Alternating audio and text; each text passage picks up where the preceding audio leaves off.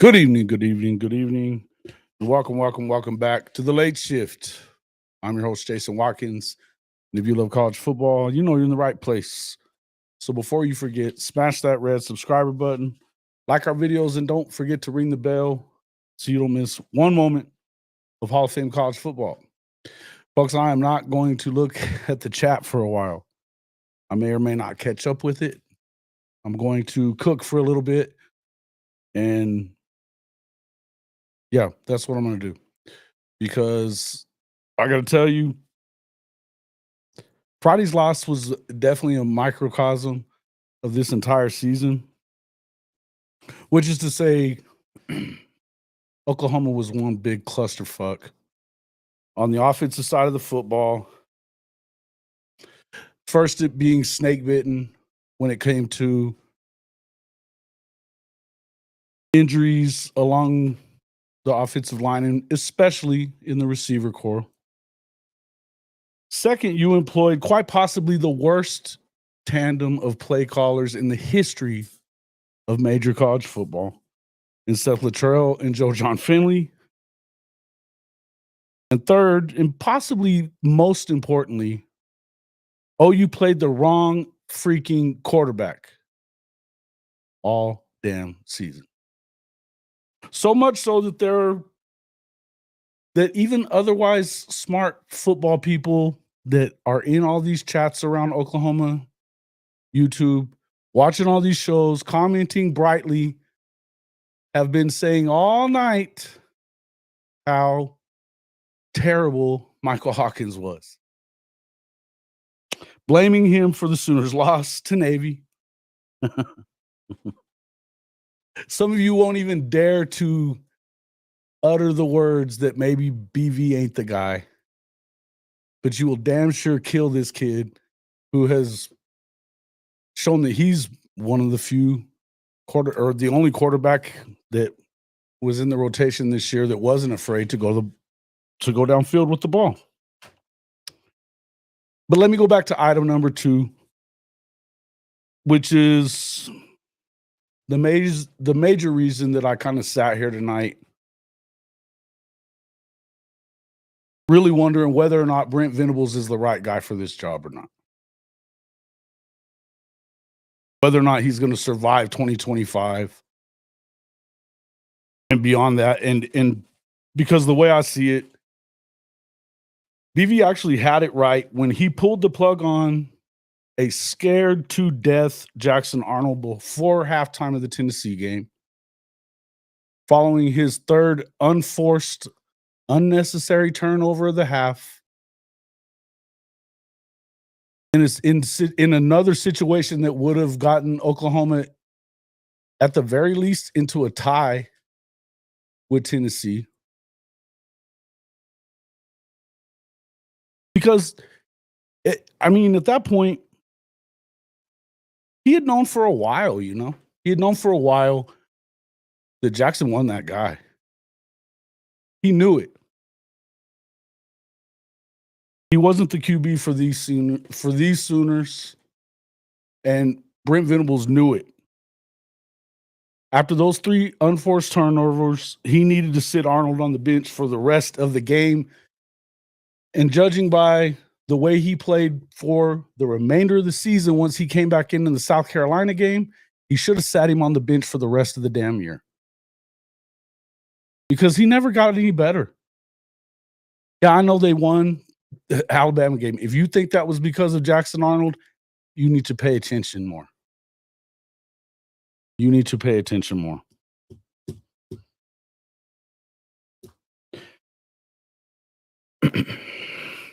After seeing how little Jackson improved after BV double back to him,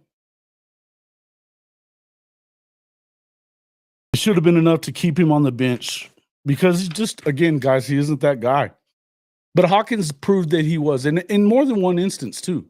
He proved he was when he came into that game against Tennessee, who have, well, maybe not the most talented edge rushing tandem in the SEC, but certainly the best front 7 in the SEC.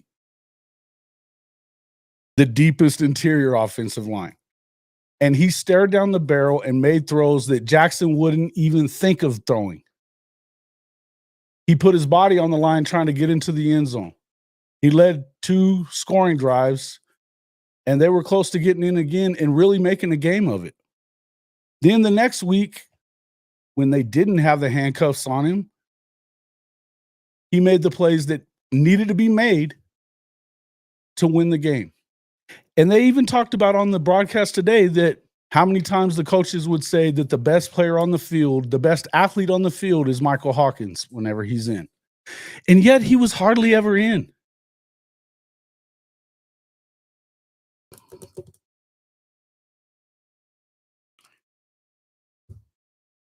The Texas game came along, and it probably should have stopped there. Obviously, he didn't play great in that game.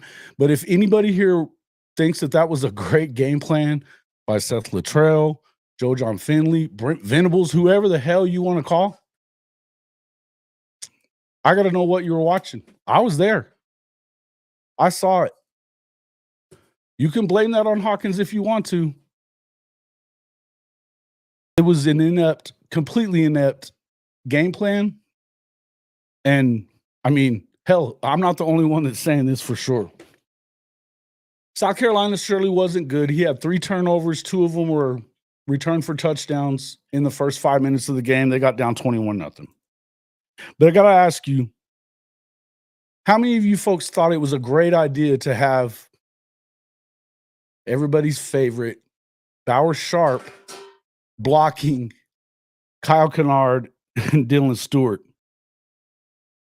How many thought that was a good idea and conducive for Hawkins or any quarterback to have success in that game?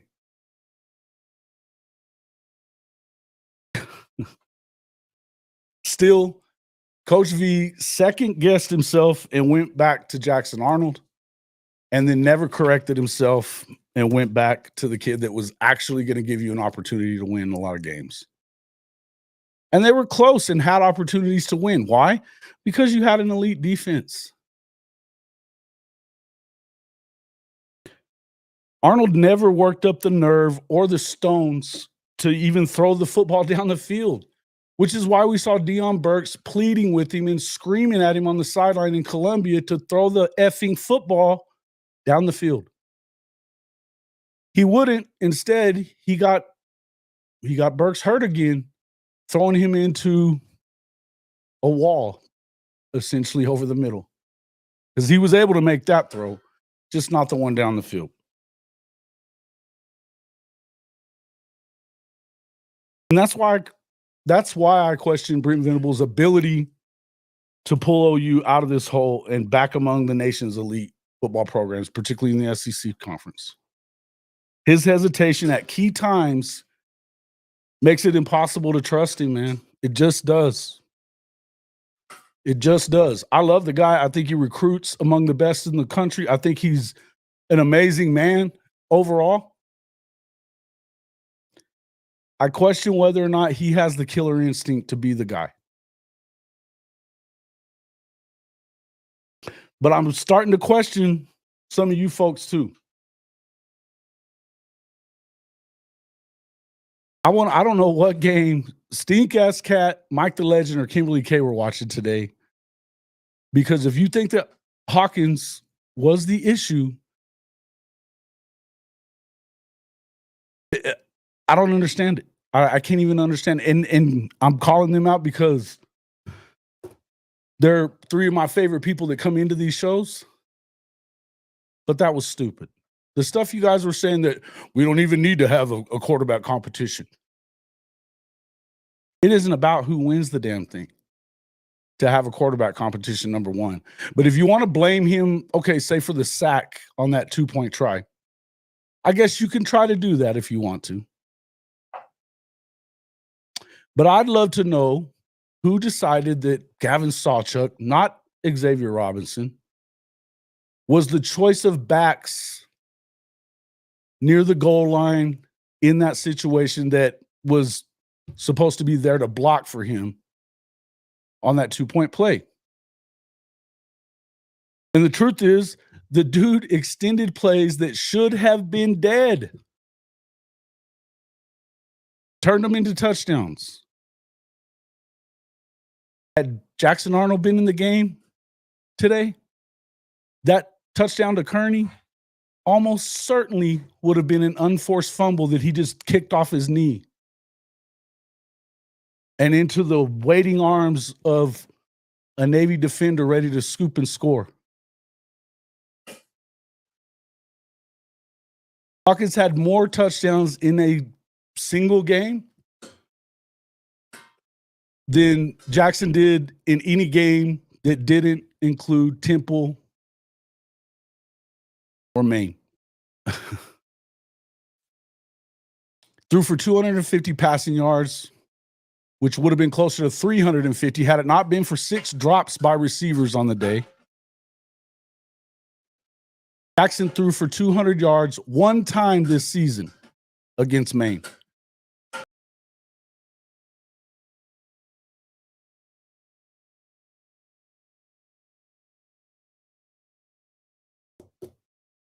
One time this season against Maine.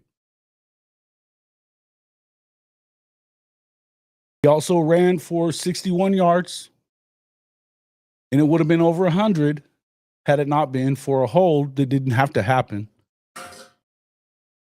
by Fabechi Wiwu. If you are blaming Michael Hawkins right now, wake up, people. Wake up. And your want for Mateer to be the savior of this football team is clouding a lot of people's judgment here. I'm going to say it's clouding a lot of your judgment here. Because you can't even see that this kid went out there and hung it on the line. He what was his final numbers? 28 of 43. 6 drops notwithstanding. Catch those footballs that are right in your hands. That makes him 34 of 43 instead. He probably would have been closer to 350 yards, as I said.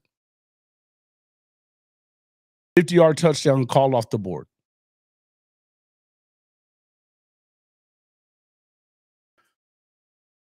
Even, oh, Lord. Give me just a second here.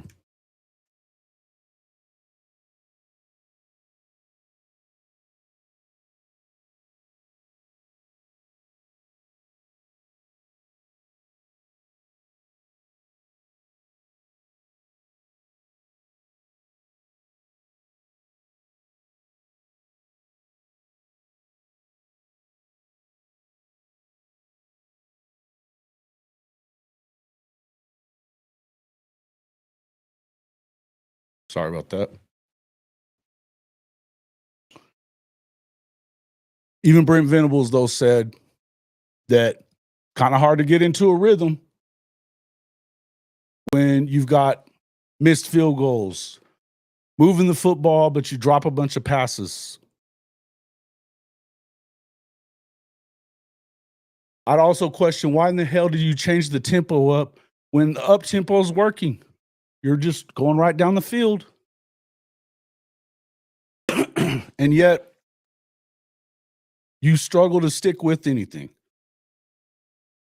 And look, I don't expect Brent Venables to be an offensive genius. I don't. But he knows enough about football to get a little killer instinct about himself. He just does. And he's not doing it. Again, these are the reasons that I have questions. I don't understand it. I'm going to let you guys start talking. If you come in here with stupid stuff and don't have things to actually back up what you're saying, if you just come in here dogging on Michael Hawkins, I'm kicking you out of the stream. I promise. And if you're going to make comments about coaches or this or that or Venables even, and look, I'm telling you now, I don't know what's going to happen. I want him to get it right. And I'm going to tell you another thing. If you actually were to pull the plug on BV right now, what makes any of us think that that's going to be helpful right now? It sets you back probably another 3 years. They're better than they've been talent-wise in a long time. There's plenty of things that need to be cleaned up. But I think it's easier to clean up penalties, stupid shit like that, get them going, not dropping balls, maybe not have as many injuries that are going on, than it is to have to start over from scratch again because you lost every recruit they brought in.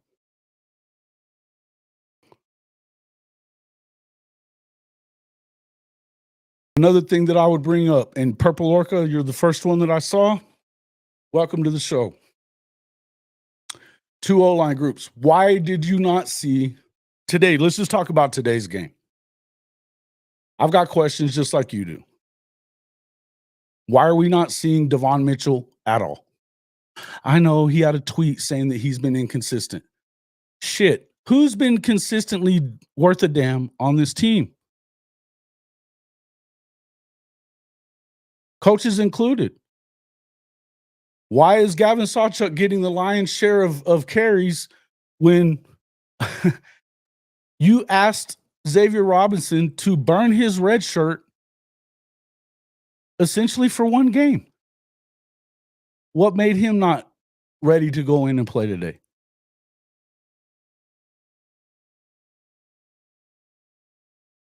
Why? Why no Mitchell? Why not more of these offensive linemen that we need to see what they're going to do in live action? They need more experience. Why no EPO? Why no Autry Dent? Why is Woody Washington still playing? After the first quarter, you put him in ceremoniously and take his ass out.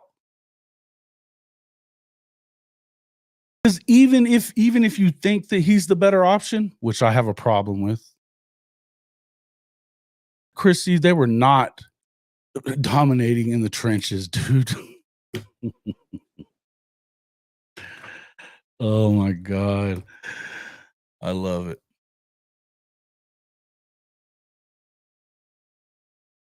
It doesn't make any sense. If you want to go win and that's the thing. Is it because we're more worried about being loyal to these kids who have been here than we are to winning? I don't know. Why has DeMarco's running back rotation been ridiculous for 2 years? I have no idea. Do I think that Joe John Finley's coming back? No, I don't. I don't.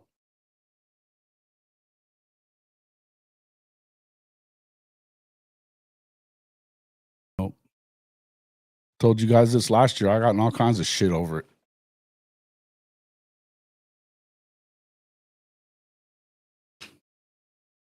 Hawkins was running around like Caleb. You know what I think that has a lot to do with, Chris, if this is what you're talking about, the offensive line stuff. It's not the offensive line stuff. As long as they aren't running that stupid RPO, which here's where I'm gonna go here. The biggest thing, and all you got, and there were so many of you guys that were telling me how stupid it was to think that you could install that offense in 15 practices of Ben Arbuckle's. Except there's only about 10 plays if you just run a base system, and you can have multiple looks for that play, but it's still just 10 plays. And if a player, an offensive player, can't get into a couple of different things and learn 10 to 5, 10, 15 plays in 15 days and be able to execute against Navy, then they probably don't belong at Oklahoma. So the idea that they could not have made that change is the stupidest shit I've ever heard of in my lifetime. That one I'll say.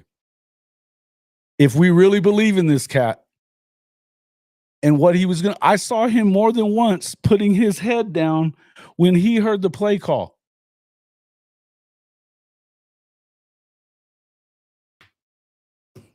Yes, I think he should have been the fucking play caller.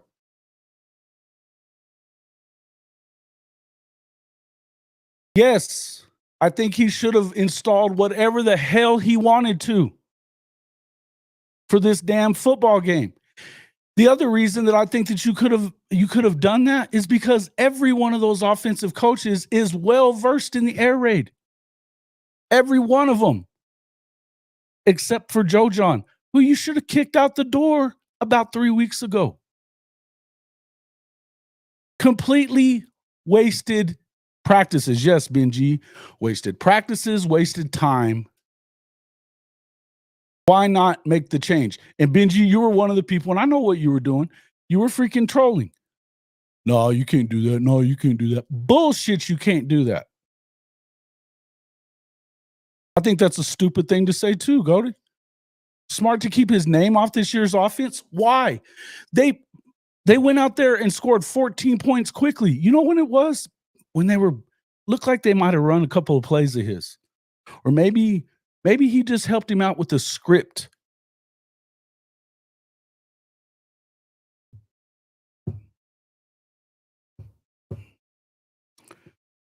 Once the script was over with, so was that fucking game plan. Unrealistic to give that to why is it tell me, you guys have got to stop saying little vague things to me and acting like I give a shit. Like unrealistic to give that to Arbuckle. What does that even mean? What does that even mean? Yes, you can. Yes, you can. You can change the offense. You can change, dude. Come on, man. What is the risk here? They suck on offense. They've sucked on offense all year. It's the worst offense in the history of Oklahoma football. What is the problem with making the change? 5, 10 plays and running it different, having, hey, Trap House, you're an air raid guy. How many plays do you have in your playbook that you stick with all the time? 5, 6, 10?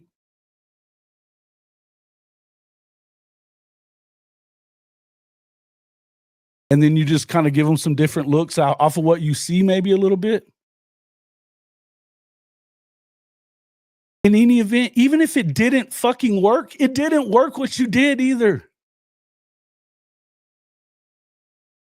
Benji, I'm going to kick your ass right the fuck out of here. Believe this. There will be zero, and I do mean zero. There will be zero strays for Michael Hawkins in this damn stream. Understand that. Zero.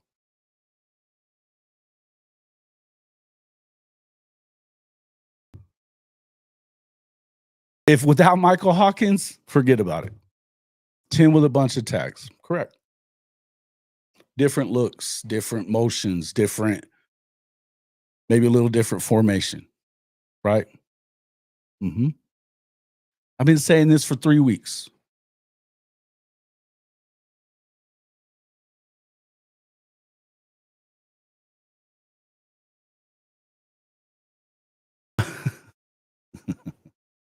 All BS, huh? Yeah, okay. Mm-hmm. What happened to the running game? I had the wrong guy in there. For some reason, we went back to a guy that hadn't done shit all year. Gavin Sawchuk. 16 carries, doesn't even get to 100 yards.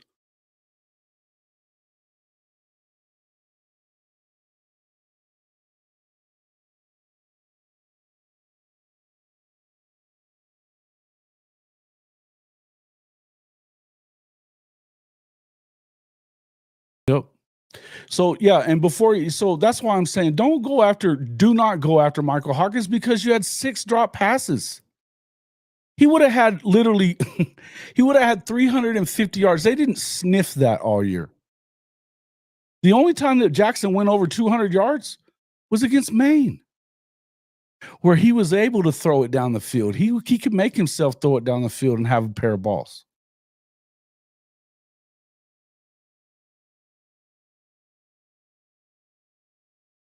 Here's our quote of the night so far. one turnover, made throws that couldn't or wouldn't even think about throwing. You damn right.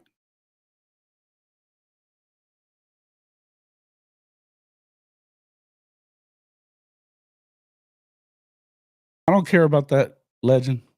I don't care about that because I don't buy it either. I don't buy what you're telling me. Coming in there saying that shit. We don't even need to have a competition. It doesn't have a damn thing to do with who is the starter. That's never what I've said. I've said every time we've had this conversation, I've said it the exact same way. The exact same way. Yeah, why did they have? Oh yeah, why did he have 11 passing attempts against Alabama? Because they knew the son of a bitch couldn't throw the football.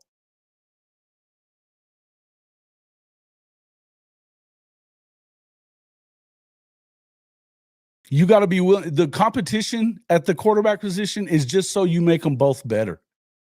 Because guess what? John Mateer may be good. May be the guy. He very well may be the guy. But guess what?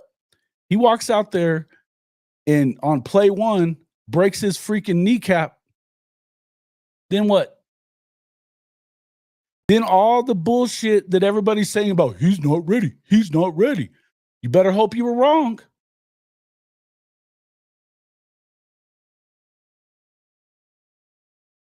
Charles, you can get the fuck out of here too. It didn't have nothing to do with Hawkins. Fuck out of here with that shit. Come in here talking that dumb shit. I told you there will be none of this. You will go into a timeout as well. 10 minutes. Bye. I'm not playing with you guys.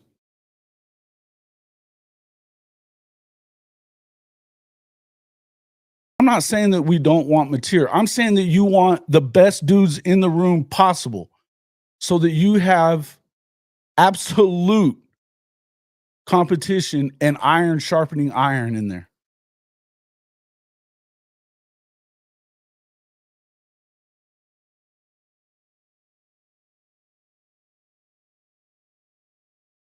That's what you have to have.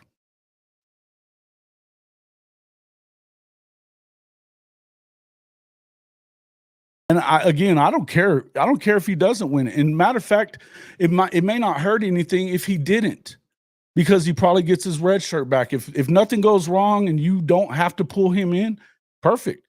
He gets a red shirt back and you get to have him for a couple of years. You end up loading that damn room up for the next 4 or 5 years. That's a great situation to be in.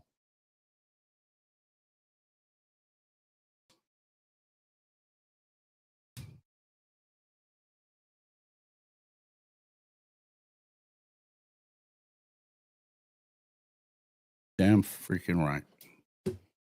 Exactly, Sunrace. Exactly.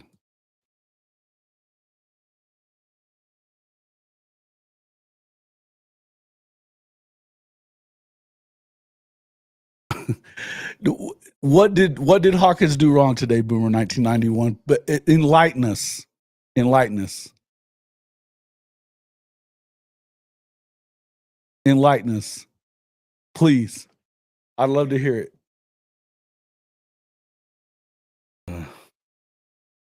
it. Bro, this knows the offense shit. You guys are acting like it's the most. Do you realize that the air raid is probably the least wordy, simplest offense there is to learn for any player? Like, really. And just to kind of point some out, Shedeur Sanders has had 3 playbooks in 3 years. And it just doesn't fucking matter. The baller goes in balls. That's just it.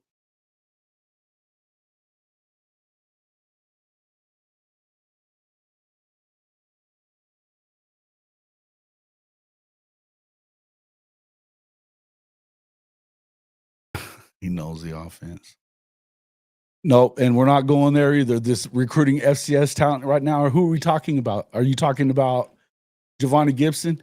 He wouldn't have been an FCS player. He got himself in some trouble in high school, or else he's already in the SEC. He had to work his way back to it. and he had production everywhere he's been, and he's a monster. You guys are so freaking hung up on stars and everything else. And the truth of it is, all these different excuses that I see people make all the time, or yelling about this and yelling about that. You're grasping for every little freaking straw you possibly can as to what's wrong with this football team. Look, in the end, you could look at a lot of different things, and a lot of shit transpired and conspired to keep Oklahoma from reaching what you wanted to see them do it. Number one, they have a ridiculous schedule. It gets worse next year, just so we know. Stars do not matter, Sooner Cowboys. They do not fucking matter. And you can leave too. Not having it.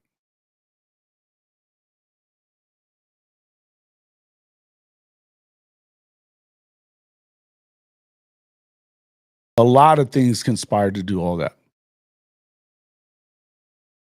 Mostly injuries and ass clown offensive coordinators. But there was other things. I don't know what's all going on in that damn medical room, but it ain't great.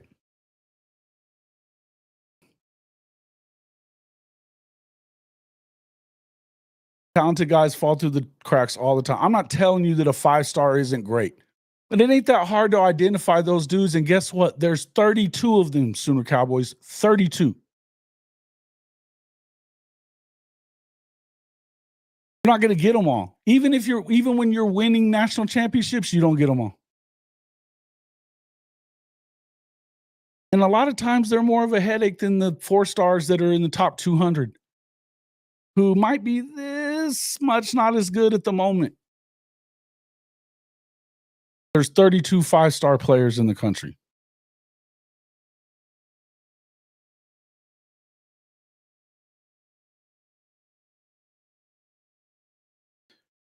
Yeah, he's a lot better at doing that in the Mountain West Conference. I was about to say the big something, but it's the Mountain West. I was thinking of the Big West. I go back that far. Look, I think Mateer may be the guy. All I care about is that they have an actual,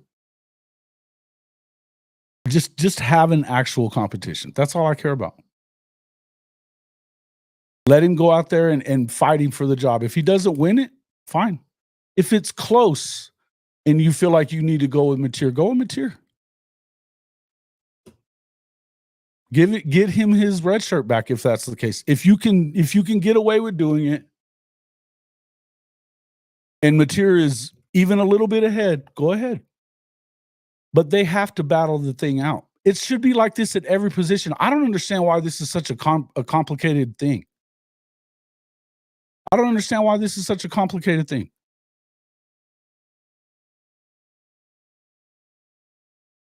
You don't know shit, Benji. You don't know shit. And nobody said he wasn't. I still haven't said that.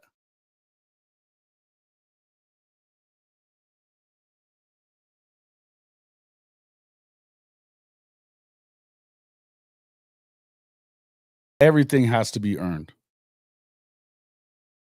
No, and you know what, Goated? That's not true. They had to pay Hawk to keep him here too. It's not that. I'm going to tell you now, in this era of college football, if you don't think that you better be paying the hell out of multiple quarterbacks, you just don't know how to win. You're not paying attention to what has to happen. No, you do not.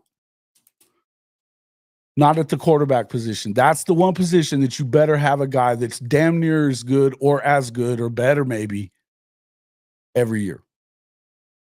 You're going to tell me that you believe that they're going to get Jaden, what's his name, from California next year without dropping a bag on him? They're not. They're not. Quarterback is a different deal. It's a different deal.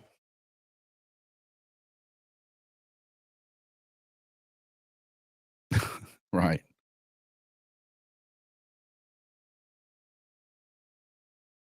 All I want to ask you guys is, did you not realize that what you saw out of Hawkins today was so much better than everything that Jackson Arnold did the entire damn year? And what might have even been a little bit better had he gotten more time? I get it. You had to pull him out of the South Carolina game. I get it. Why not go back to him the next week? Figure it out. He's better. He was able to stare down guys rushing into his face and make throws. We saw it in the Tennessee game. We saw it in the Auburn game too. We saw him make a throw against Texas that he missed it by a little bit, but it wasn't by much, and they just never went back to it. By the time the second quarter rolled around, they knew they weren't going to do anything with the ball. It was going to be run or nothing. Absolutely the best. It's not even kind of close. The play that he made, holy shit, the play that he made hitting Zion Kearney down the sideline. Jackson would have literally kicked that ball off his knee without getting hit. It would have killed him.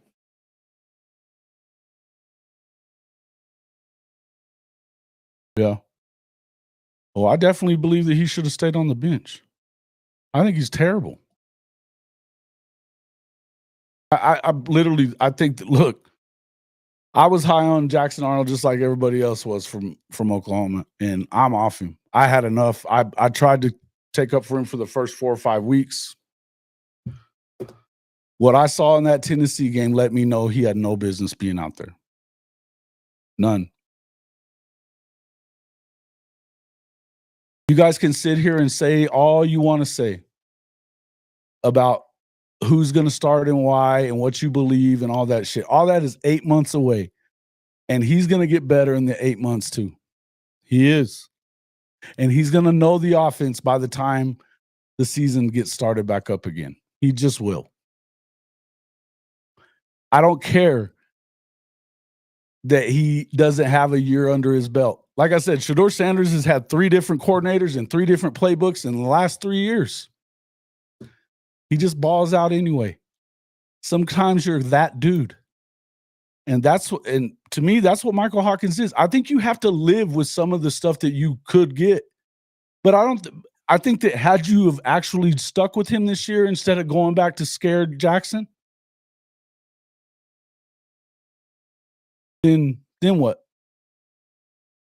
Maybe he works a lot of that shit out of his system when he gets a little bit of Kevin Johns working with him.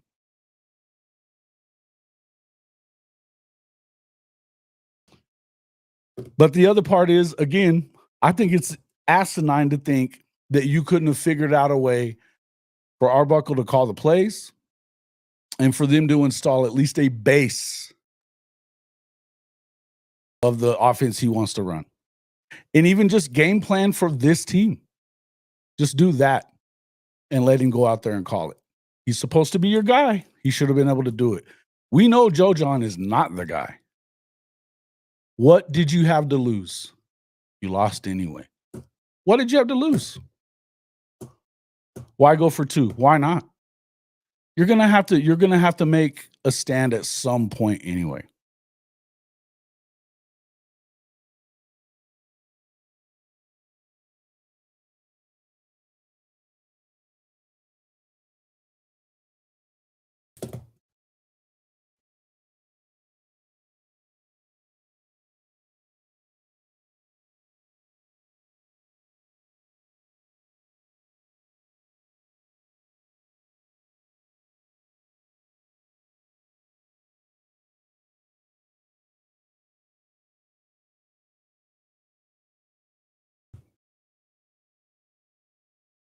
I don't know why you don't go for 2. I don't know why you don't. And listen, if he'd have kicked it and went into the overtime, so be it. You still could have lost. You still could have lost. What's the difference?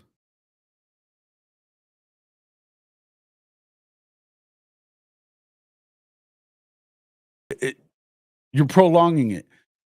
It's 2 yards. You should be able to get 2 yards. if you have a decent play. You've got a couple of plays that you just really love for that you're practicing every day of the week. It should be so easy. What do you mean, does he risk games like this? What does that even mean?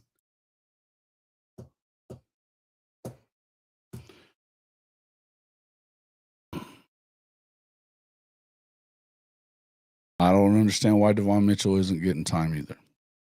I think that it got to a point that it got to a point this season that it became about developing the kids for next year. That's it. Boom. I like it.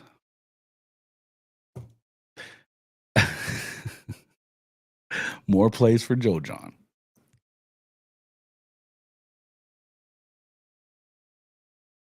Well, thank you, Sheila. My thing on 2-pointer, we had been stuffed on short yardage. Okay, why is that?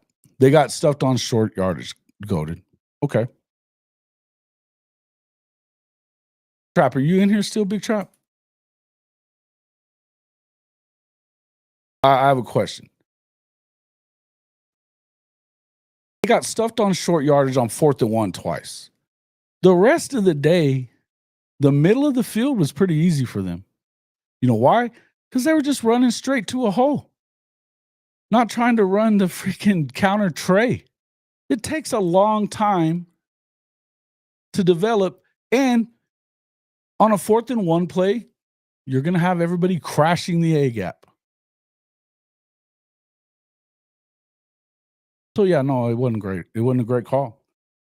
But here's the thing. That 2-point play, you could have run an outside zone there. You could have rolled him out of the pocket instead of trying to stick him in there with Gavin Sawchuk being the guy that gets to stay in there and try to block. When you've got a 240-pound monster with a bad attitude, freshman kid that loves shit like that. That's dumb. Roll him out, throw it to the back of the end zone. It's not that hard. Words can't express how much you hate the term meaningless bowl game. Well, what does it mean if they win it versus if they lose it? And if you say anything about 7-6, I could give a shit. I don't care. I understand what people are all wound up about, but these bowl games don't mean shit. They don't. They're worth 15 practices, which they did waste them.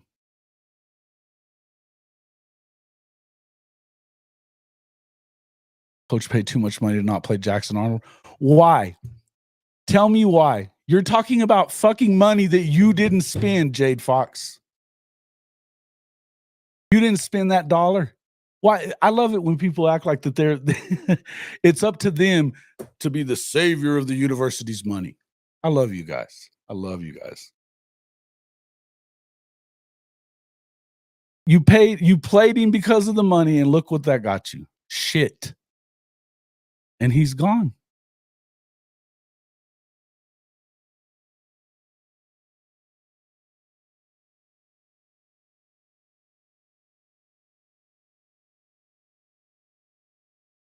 Benji, if you don't shut up, I'm going to kick you all the way out of here.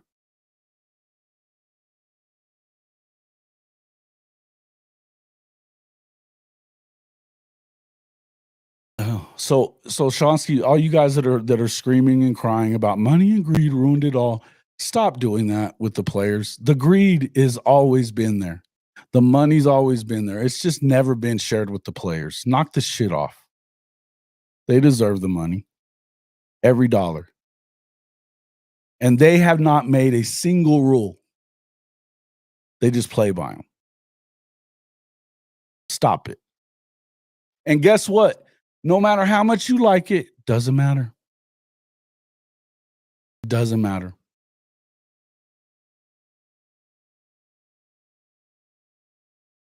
They didn't make a single rule.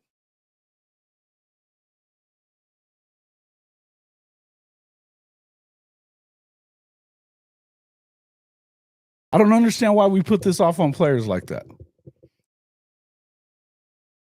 And they've always getting paid. They've always been getting paid too. That was the other thing. At least now it's out in the open. And again, it wouldn't be as screwy as it is with all the NIL stuff if they'd have tried to get out in front of it.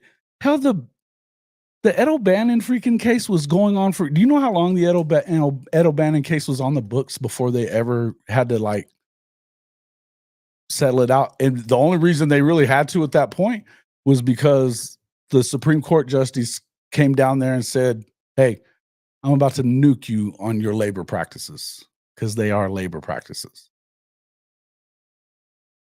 So what did they do? They threw NIL at it with nothing, no, I hate the word guardrails, but I'll use them. Guardrails, no guidelines whatsoever as to how it should be instituted. Just chuck it there.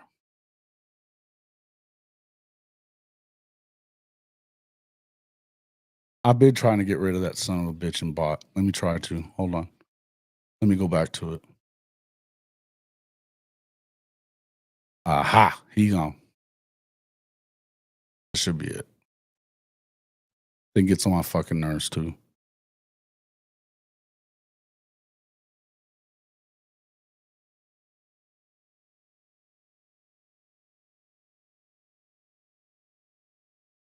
I'd rather overpay coaches than players. Yeah. There's Benji. He's there. He's just maybe on the other channel. Pain in the ass.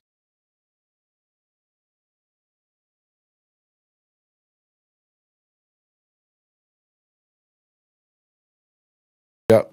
See, and that's the whole thing. Look, in the end, let's not think about the fact that how many guys are gone in the portal now. No Danny, no Billy Bowman.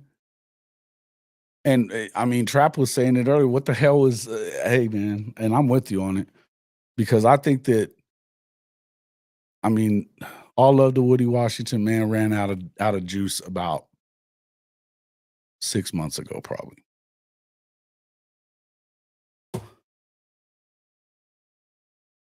He just did.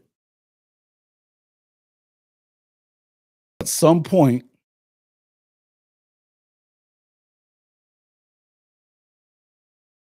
what? With the talking about fans, whether Oklahoma have the money or be in the old competitive conference, touchdown or not. Well, I'm going to tell you this, Chomsky, that's all well and good, except for fans of Oklahoma are only ever going to be happy when they win a national championship. They don't give a flying shit about winning a Big 12 championship or even an SEC championship. They want a natty. And until they get a natty, they're going to act like little children because that's what they do.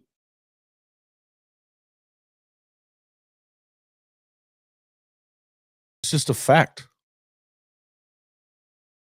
The Hall of Fame Sooners channel, I just don't do that much with it, but I do run a lot of these Oklahoma live streams on it as well. But nobody really, I don't have a ton of subscribers there. But you're welcome to go subscribe there. It's HOF Sooners. Coaching is a bigger problem than money. Well, sure. There's a lot going on. I mean, a lot of this is being, you realize that a lot of this stuff doesn't have a damn thing to do with Brent Venables. It'd be one thing that you're having to learn to be a head coach, and then, but you got to, now you're learning NIL, and now you're learning the portal and all that stuff. And I'm not saying that he's doing great, because there's a lot of things I think he does really well on. There's a lot of things I don't think he does worth the shit on. And I love Brent Venables. I'm a fan. I want him to succeed. I think that there's a reason he's beloved by his players, and they win everywhere else he's at. And listen, if you give him the right amount of time, I think he wins here too. I do know that you don't have a ton of time at Oklahoma, and by God, I get it. The standard is the standard. I'm aware. And the standard will always be the standard. I'm aware. But the truth is, I mean, I heard Texas guys on the national media, by the way, saying it's not right to expect these guys to get it done in 3 years. How much different could it look for him if you were, say, in the Big 12 this last year? Look, think about last year for Texas. They weren't all the way there. They weren't. They caught a break and didn't get Oklahoma again in the conference championship game. Maybe they win that one, maybe they don't. But they did. They got Okie Light instead, who got lucked into the damn thing anyway because they screwed OU. The Big 12 screwed them. They were trying to screw Texas too. Kansas State kind of gagged that game away. They had opportunities. In the end, he's a year behind in the rebuild, but it wouldn't look as drastically different had it not been for you get the craziest schedule ever in the SEC for a first-time deal, and they get the training wheel schedule. Mr. Dilligaff. Heard a good question today in reference to NIL.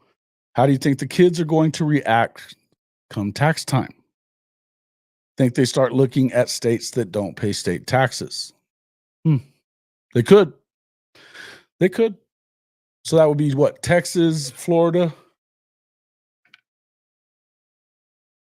That's basically it, right? Good thing if you're in Texas or Florida, I guess. But here's the deal. Some of these states, like Oklahoma, for instance, or I've spent a lot of my life in New Mexico. Yeah, you got state taxes. They're pretty damn low. We're not talking about super rich states. The taxes aren't near it's not exactly the same as California. No, I don't want you to leave. What are you talking about? I didn't say anything to you.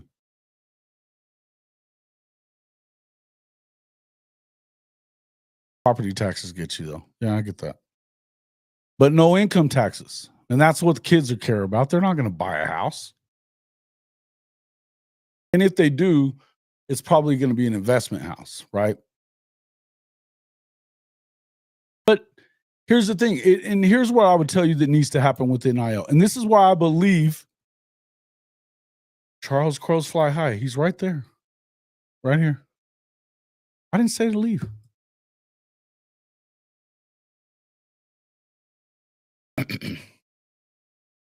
Here's the thing about this NIL stuff and the taxes and things like that. I think that's an issue. I think that's an issue in the NFL.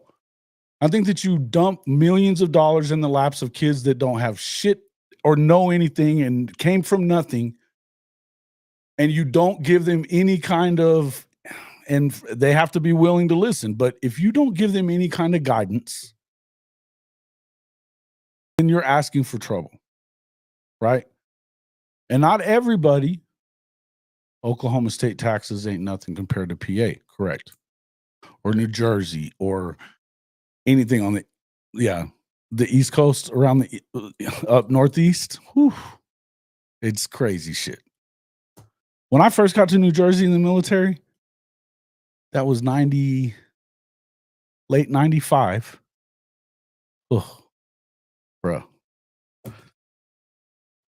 A 1-bedroom apartment was like $800 in New Jersey. For the love of God. No, I told you not to come in here talking shit about Charles. I told everybody, do not come in here talking shit about Michael Hawkins. And you're doing it just to do it. Stop being a pain in the ass.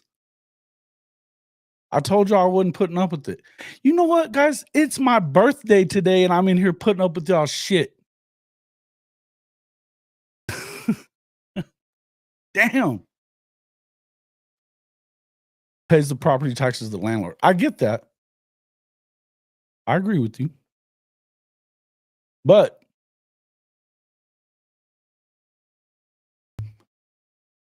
kids don't give a shit about that. You know that. You know that. Come on. Yes. No shit. That's more like a hole in the wall. Oh, thanks, Benji.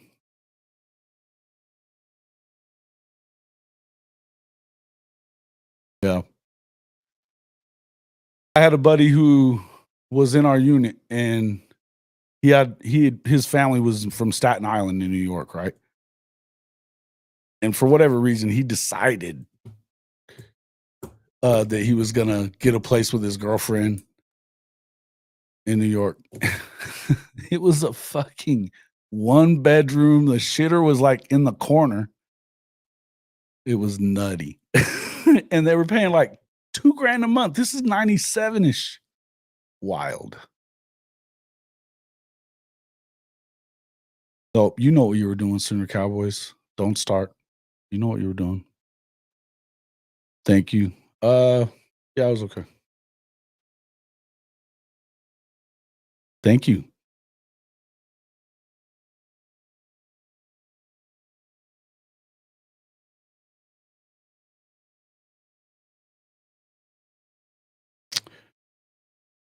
I don't know what that means. The fastest one. Don't look a day over 45. Oh, thanks. Who said I was a day over 45?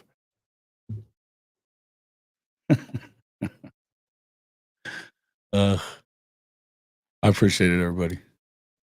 Let's see. Thank you, Jimmy. Thank you, thank you, thank you. Thank all you guys. I didn't say it just so you guys would do that. I'm saying I'm putting up with crazy shit. And it's my birthday. Hey, look, and it sucks watching Oklahoma lose. I'm with you guys on that. Just so we all understand each other. I can't fucking stand it. I cannot. I hate it. I hated every second of it. I cannot stand to watch this ineptness on offense. Charles, you're being super high maintenance tonight, bro. Super high maintenance. Relax. I put you out for a couple of minutes because I told you not to fuck with Michael Hawkins, and you did it anyway. I hold everybody to a standard here, and you know that. And nobody's going to come in here talking shit about him and not have an actual reason to say something. What did he do wrong today? Did my gun come in? No. I got guns, though. It's just one that I wanted. The committee being formed to track NIL, how many players actually getting these huge deals? Are the committee being formed to track? Yeah. I mean, I think that's going to be a state to state deal, and however that works out. The thing about NIL deals is that it's people. I think a lot of people forget that what NIL really is endorsement stuff. In the NFL, it has zero to do with it, right? Thank you, sir.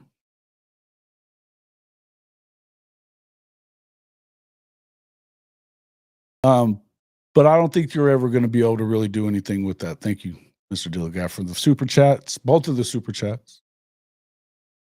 I know you're a crazy motherfucker. I get it.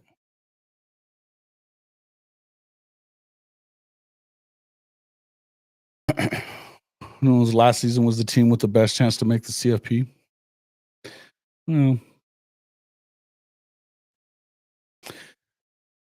They weren't really equipped for it last year because the defense wasn't as good.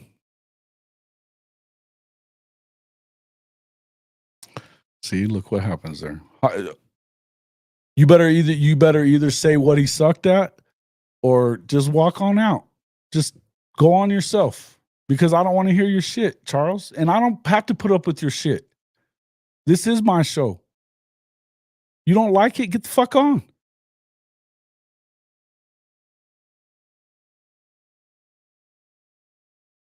And yeah, I mute Benji at least 3 times a show. And he doesn't cry about it as much as you are. Fuck out of here.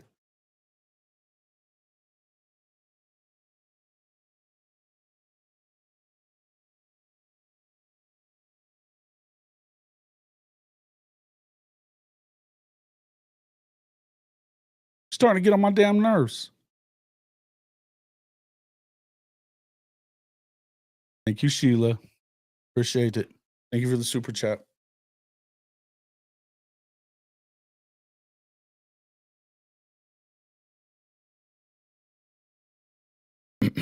Yeah, I didn't love it.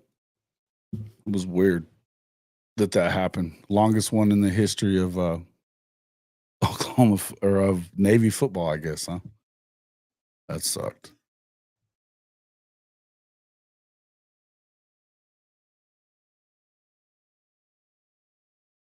Thank you, Shonsky.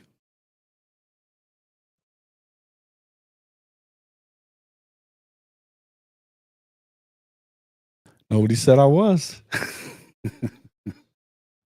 I am a day over 40, just a day or two, though.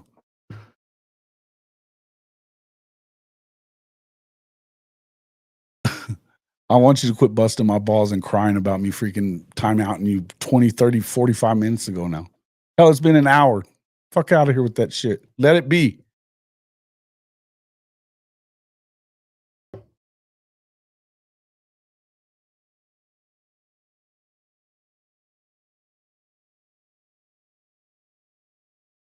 Yeah.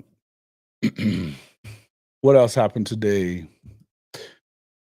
Those are crazy, man. Killing me, killing me.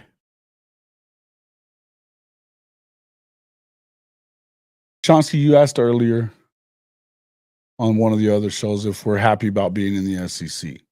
I think most people are. Because as I said earlier, nobody gives a shit about necessarily winning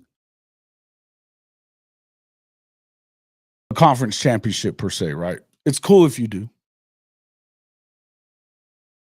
But the only important thing to an Oklahoma fan, and really to any fan of a blue blood, is to win the natty.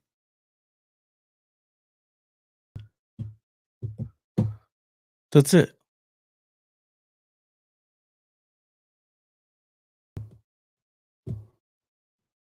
So the Cowboys are the biggest wine bag ever, too, when it comes to shit like that. What's up, C. John? Was tough sledding today. A little bit. Not too bad, though.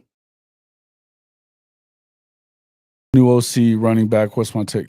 Well, the new OC's there. They just didn't use him today, and which I still don't understand. I still don't understand why you don't just go ahead and do it. You know that it doesn't work with the old OC. You know it doesn't. And yet, we're afraid to install a few new plays. Let him run the script. Thanks, man. Appreciate it.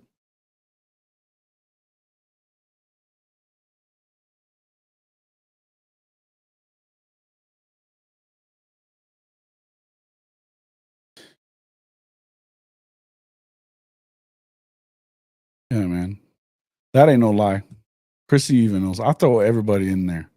Hell, I do it to the guys that are like paying and shit to be on this channel. I mean, members and guys that super chat all the time.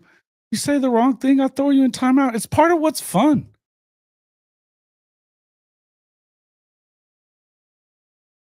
People that are negative and voicing their opinion are the same ones that can't pay their own bills.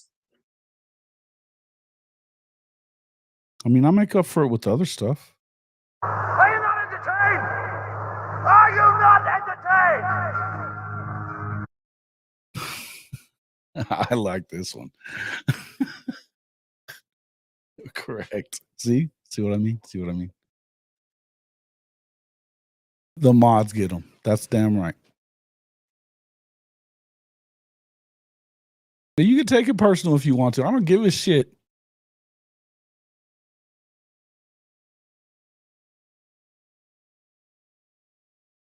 But none of that was on him. Do you realize that you had 6 drop passes that were right in their hands?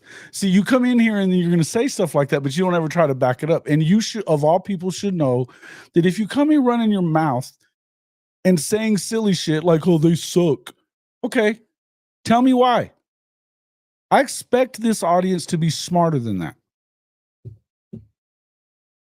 I do. I expect you to back up your comment with something that matters.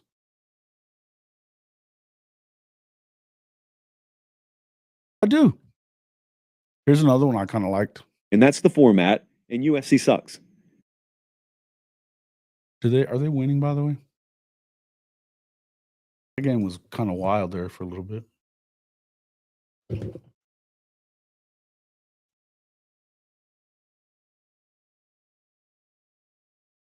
24-21 with 10 minutes left.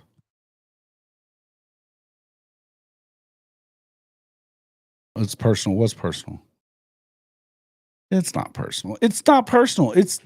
Don't come in here expecting it to. Don't think that you're going to get away with shit that nobody else gets away with. Because I don't play that shit. Y'all know better. Come on.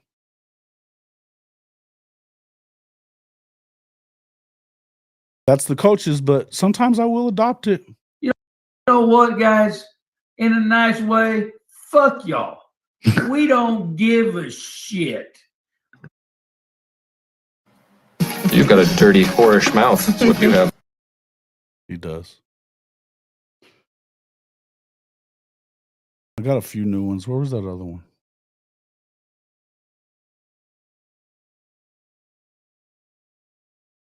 This one's still pretty good. People that are negative and voicing their opinion are the same ones that can't pay their own bills. Mm-hmm. And call your team trash, because that's what they are, trash. That dude's a trip. Have you guys ever watched him? I think I'd do stuff to piss people off. Woo! Right. I know. I'm with you on that. Oh, you didn't tell me. You told me where did he not have poise, though? He played with poise. They dropped footballs at times that he was making plays. What did he do wrong? Because you still hadn't said that yet. If we're going to do this, we can do that. But you have to at least be able to come in here and give me a reason why you're saying he sucks when you know he doesn't suck. You guys know that shit.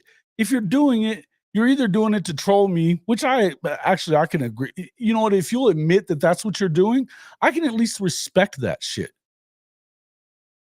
But if you're doing it just and saying shit like that and not backing up what you're saying, then I have to call you a casual.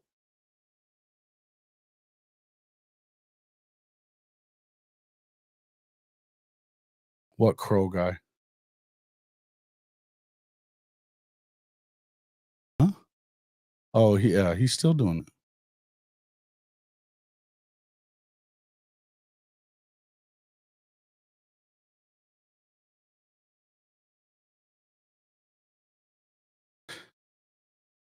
Well, they were in his face pretty damn quick, and you did realize that Sawchuk just whiffed on both those dudes that were coming at him. Kind of makes me wonder why you wouldn't just have X-Rob in at that moment. Somebody said something about a pitch count in here. For what? He barely played all year. Okay. Well, I'm telling you, then you have to have a reason why you're busting balls on this kid when he's done nothing but come in and ball out. I mean, Jackson Arnold proved to be yellow, for a term that people love. Yellow. Scared shitless of how many times have I told you guys this? When it comes down, Oklahoma quarterbacks that are the shit, they get better when the play breaks down. Jackson just breaks down with it. That's a fact. And I don't care about saying it anymore. He's gone. And he went to a little brother school. What a fucking move was that? Hey, it's not going to get better for old Jackson. Not going to get better. What's up there, dude?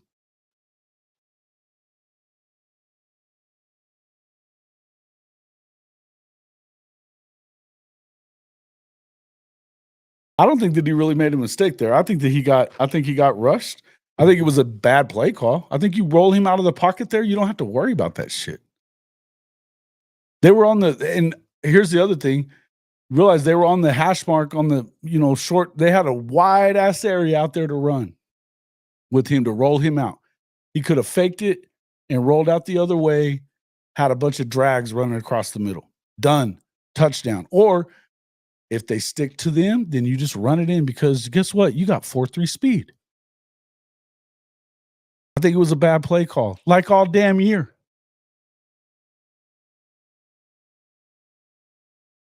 The dude was a baller, straight up. He came in. They wouldn't even have been in the game had it not been for him. What do you think Jackson Arnold was afraid to throw the ball? What are we talking about? Fuck out of here. Now, Sooner Cowboys. There was times that Jackson was just doing that shit and nobody was around. Mr. Happy Feet.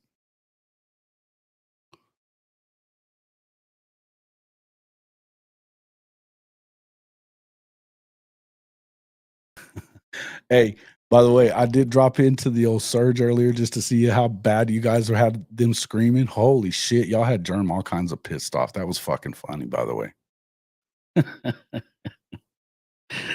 Oh man. Who's that guy that had him all kinds of pissed off? I don't know who he is. I've never seen him. It was hilarious.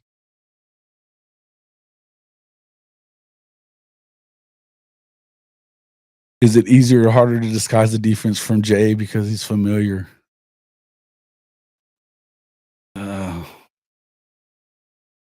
He never got it this year. he never was able to get out of his own way. That remember the entire fall, how freaked out everybody was because he was throwing interceptions and not touchdowns, turning the ball over. He sucks. Truth is, they were right. And Gabe was right when he said that Hawkins was the better guy for the job, without saying it in so many words. But he did say that he looked better than Caleb Williams looked at the same time of his freshman year. We knew how that one turned out. You were reading between the lines. You know what he was saying. That's true. It is. But y'all had him all kinds of greased up tonight. It's pretty funny. I only stayed for a couple of minutes because I can only handle so much of that. But he was not. Yeah, listen, it is what it is. And look, I'm not one of these people that I don't want a perfect quarterback because those guys, it has to be perfect for everything to work. They're not going to get rid of the ball. You have to be willing to turn the ball over sometimes. You have to be. Or else you're not balling hard enough. You're not out there giving your team enough chances to win. You need a guy that can sling it and is a gunslinger and is not afraid. It's really not though, because a lot of times I do the timeouts just to bust balls and laugh. I'm not even mad, and I'm never really mad about it. The only time I was that idiot Trojan fight that made his little comment that night about not to get caught slipping. Little bitch, get out of here with that shit. Yeah, is he though? He never got hit. He had the blue jersey on.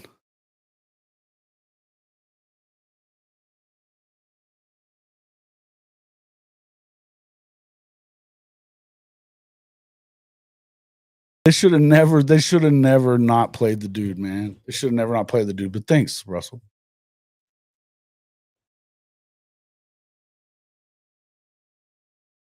He was later as fuck and underthrew the deep ball, dropped by Kearney. Should have been caught, but he left the pocket and didn't need to and messed up the timing. Okay. The ball was still in Kearney's breadbasket and the motherfucker was by himself. What do you want me to say? I'll give you that. I mean, yeah, you were late. Let me ask you a question. You remember a guy, Dylan Gabriel, that never threw a ball on time all of last year and they still have the top 5 offense in the country? Come on now. It happens. Sometimes it happens. Can I get paid? Can you get paid to pack JJF's office? I don't know. You could probably. That's probably a good job for, college students. But they probably wouldn't let y'all do it because no telling what you might stick in his luggage. Yeah. That's the other thing. A lot of those guys, and that's actually true, Brandon. Not really late. The young receivers didn't get a lot of separation. They didn't have a ton of separation most of the year, but they didn't get a ton of it today either. And something that I would say about, I'm a fan of EJ. I know a lot of people aren't right now. But they got to get a little cleaner with their route running some, it feels like. I'd like to see that. Although I will say a lot of it has to do with just youth. Here's the other thing, another positive today, Ivan Carry-On. Imagine that. He gets in the game and makes some damn plays. Big old dude, right? Oh, 27-24, 28-24. Damn it. That's enough time to roll down there and win the game at the end, though. I hate like having to cheer for fucking Aggie. That's tough. But I'll do it today.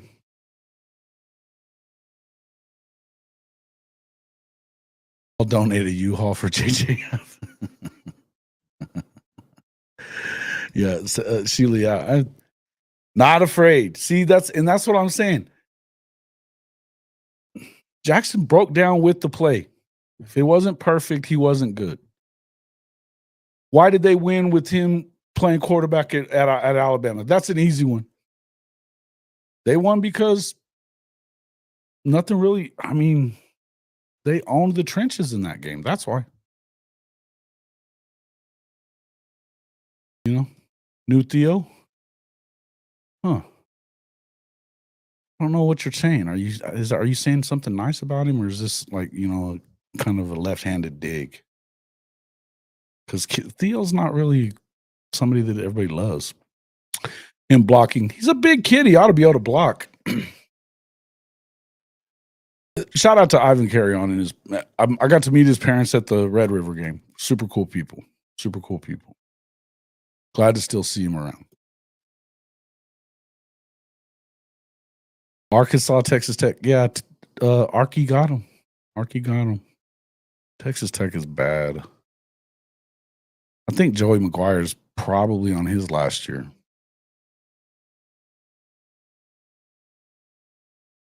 Yeah, it wouldn't have been a bad play. Wouldn't have been a bad throw.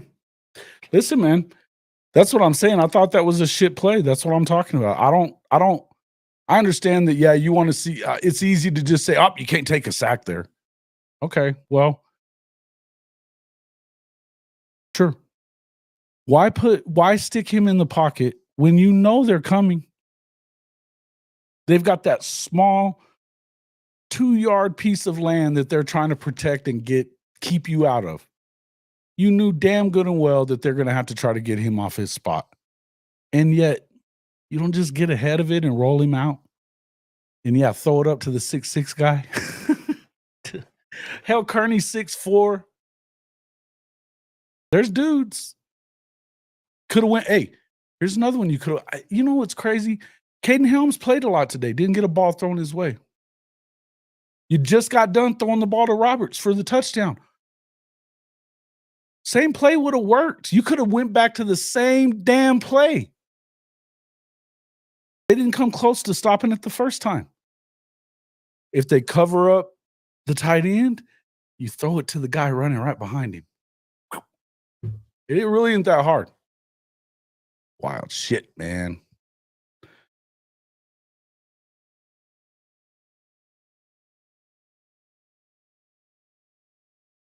Yeah, for sure. Okay. I got it.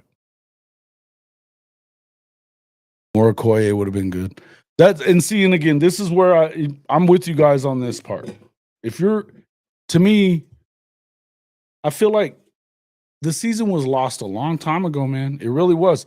I know people wanted them to get to 7-6 instead of being 6-7. I understand that. I'm not even arguing with you about it. I don't really care. Yeah, he got one catch. Oh, good. I didn't even notice it. I didn't even notice it. That's wild. I watched it twice today. Only parts of it, though, the second time. I was really pissed off about it. But, yeah, I'm watching here.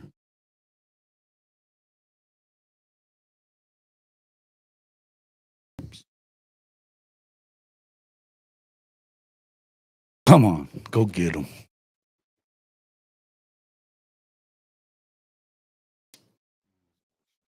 Okay. You think they're going to get it here? 6'6" guy behind him. Yeah, they could have done that too. Exactly. Or they could have even thrown it to the little dude like Zion Reagan's.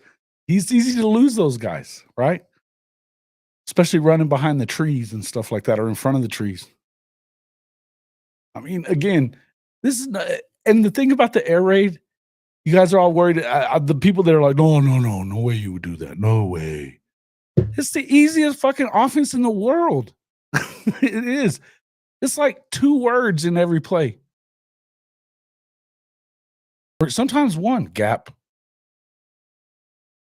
Silly shit like that. It's wild. You don't have these, paragraph long play calls that takes them a half a minute to get out. Yeah, man. Can't wait for Jaden Gibson. Can't wait for Giovanni Gibson. Giovanni Gibson's going to have a lot of people shutting the hell up next year. They've been talking shit all down ever since he got his scholarship.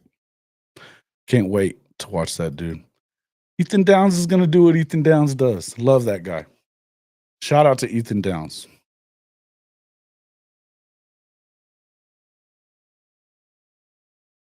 He gets no hate from me.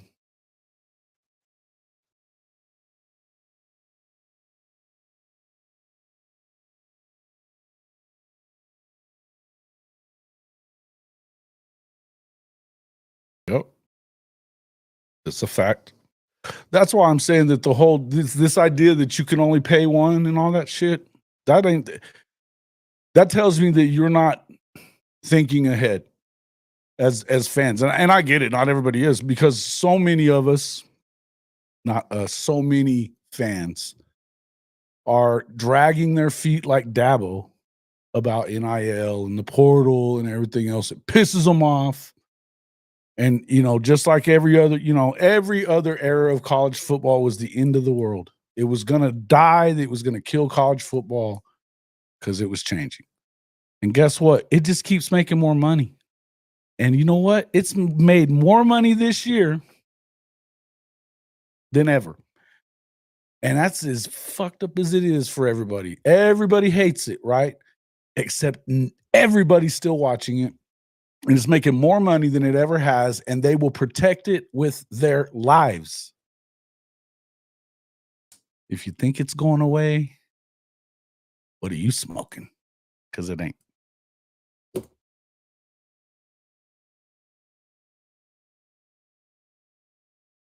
Well, that's it, Dilligaff. That's it.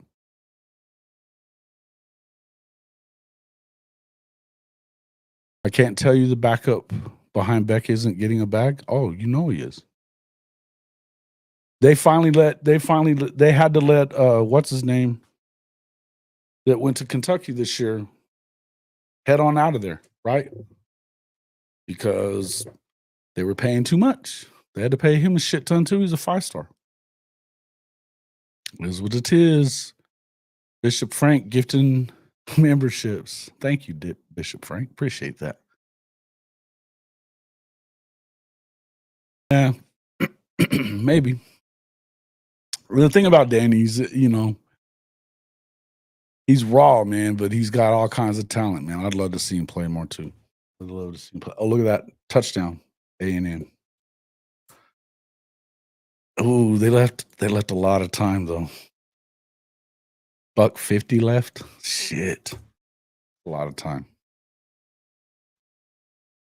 Another 5-star. 5 stars hadn't worked out for him that much though.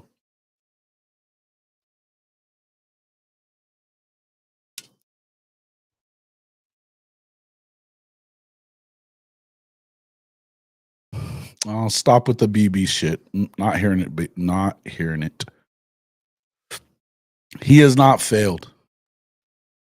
This idea that you're supposed to hit on the portal guys, and particularly when you're talking about the trenches, the offensive or defensive line, those are the fewest dudes that get out. if they're worth a shit, they do everything in their possible that they possibly can to keep them in. You have to be willing to just completely tamper and go as far off there as you possibly can.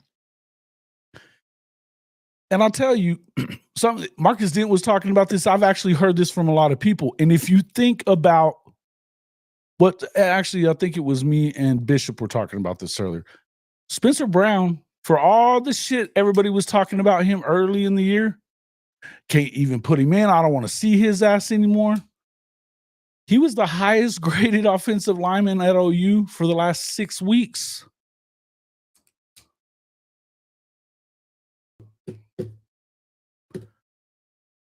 Sometimes it takes a little bit of time. Another one of you know who the other one was? Michael Tarquin. Played really well this year at times. The problem was having any continuity along the line. Injuries. Stupid decision-making by Seth Luttrell early on. He decided what they were going to be running, what kind of blocking schemes. Don't defer to Big Bill, who knows what the hell he's doing. You make every decision. That's the stupidest shit ever.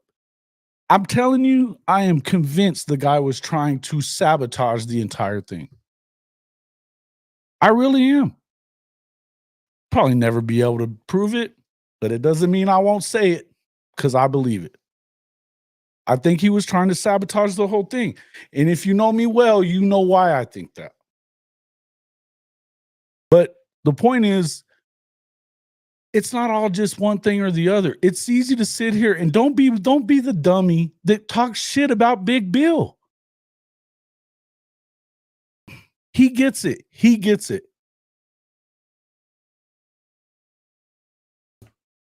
Like that idiot opinion guy. Who is that idiot? Dude has been making content for 10 years and hadn't hit 1,000 damn subs yet. You know why? Nobody listens to you, opinion guy. Nobody cares about your opinion.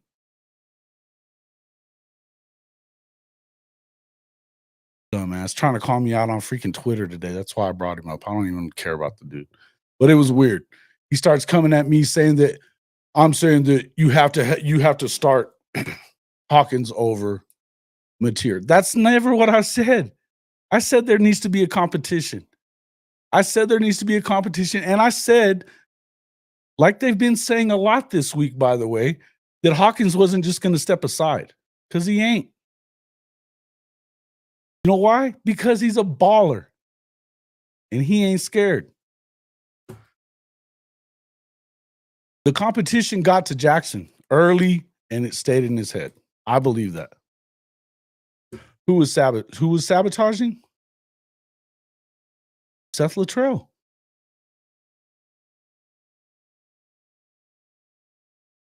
Seth Luttrell. You guys, I know you have to have heard about the stories leading up to the Tennessee on a Friday that Big Bill and DeMarco are arguing about what the blocking scheme is supposed to be for the game tomorrow. Seems there was a misunderstanding. You know why? Because Seth had forgot to tell everybody. They didn't have meetings, apparently. You got fucking Tennessee coming up, your first SEC game, and you're not on the same page on Friday? Seems like they're ready to me. Come on, guys. I know a lot of people think that Josh would never come back. I think Josh is dying to come back to Oklahoma.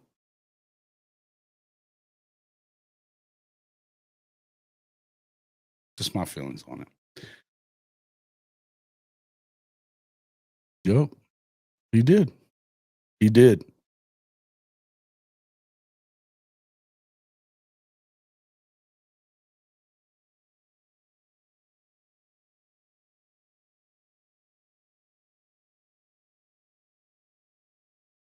It's never going to happen. Do you know what NIL is before we get into this conversation? Do you know what NIL is supposed to be? Is what I should ask you. Because there is a cap on this revenue share, which will start next year, by the way. There's a cap on that. But the way the big boys get around it is NIL. This is where the separation starts, is now. Because now you have to pay $20 million out to Oklahoma and Texas and Alabama and A&M and all these SEC schools and Big Ten schools that are getting $75 to $100 million a year in revenue on top of everything else they already made. Plus, they got big boosters. As I said, somebody like a K-State or a Tech or something like that. Yeah, Tech can dump a bag here and there. And they've been working at that, I guess, this offseason so far. Right? Where we at? They just carried somebody off the field. 31 seconds left. They're at midfield, though. Oh, that one should have gotten. Oh, they slapped it right back to freaking Mayava. But sacked his ass. Ooh, what a game. See you later, man. Yeah.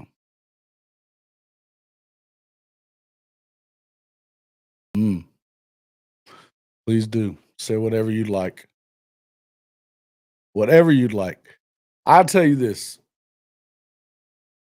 I've always been a fan of DeMarco Murray. I find it harder to be a fan for him every time I watch a football game like this one today. And you know what? Look, Gavin didn't even play that bad. But he wasn't the right guy to be in there. How does Taylor Tatum only get 3 carries? And X-Rob only gets, what did he get, 6?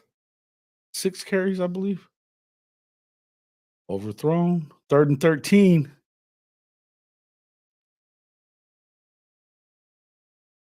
What?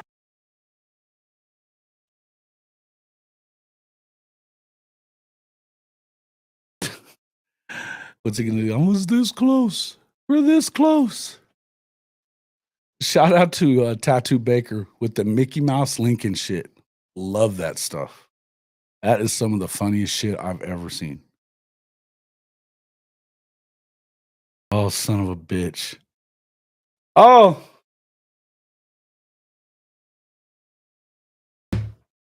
Did y'all just see that?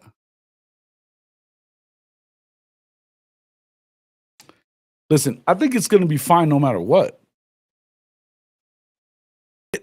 And guess what? And again, I want to say this one more time, just so we understand things. Yes, I'm a fan of Michael Hawkins. I think he is the future of the position at Oklahoma for sure. I think he's probably going to have a chance to win a Heisman at some point. If you don't screw it up and he does it somewhere else. Now, and make no mistake, do something stupid, like don't let him compete for the job that he knows he might be good enough to win. And let him go elsewhere and kick your ass. Because make no mistake, he'll go to the SEC too. Unlike Jackson Arnold, he's going to hurt you probably. Jackson's on the menu, as old Big Trap says. Shout out to Big Trap. Damn it.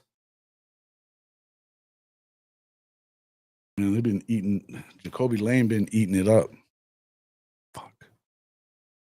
17 seconds, 1st and 10 at the 12. I hate this.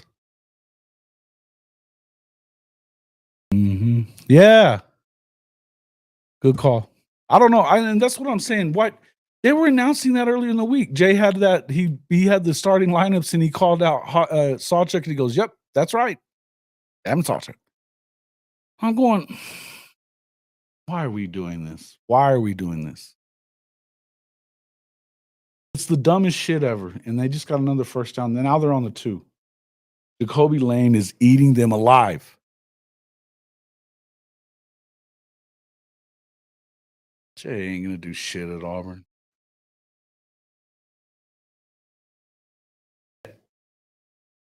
Watch this. So you realize Deuce Knight, isn't it Deuce Knight that's going there? Yeah. One of the top recruits in the country. Who's to say he's not better? They paid him $2.5 million, but they were already paying him pretty damn good here.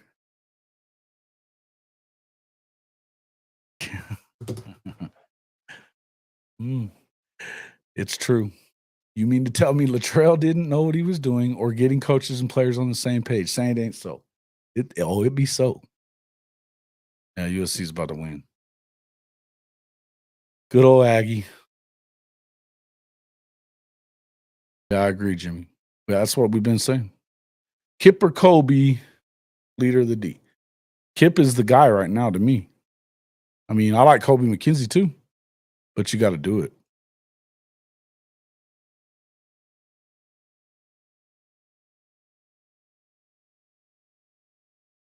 Can we get Jacoby Lane? That would be cool. Doesn't look like he's getting a lot of footballs. He's not trying to go anywhere. Like Mekhi Lemon, why would he leave? You're getting all the balls. I would have liked to gotten Deuce, though. I don't think, as much as I'm a fan of Zachariah Branch, I just don't. Damn it, touchdown. Ugh.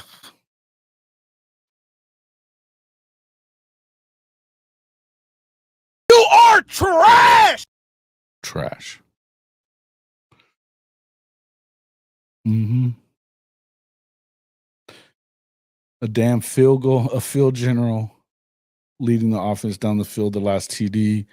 Best quarterback playoff season was from a freshman. Yeah, it happens. And that's the thing. He think about this for a second. Jackson let a true freshman outshine his ass this year. He did. So, yeah, that's ball game. It's about to be 35-31 unless he shanks this. Nope. Right down the middle. That blows. Done with this one. Not watching it no more. That sucks. You know they were never going to allow Oklahoma to play him this year. Although I will say, with the same team calling plays, it wasn't the year to play USC. Maybe we'll catch them in the playoff next year. Ha! Like that's going to happen. SC's not getting there. Oh, go cry about it, Sooner Cowboys. Yeah, me too. Me too.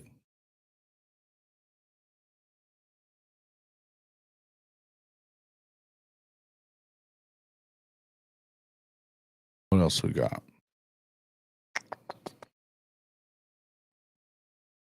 Mm-hmm.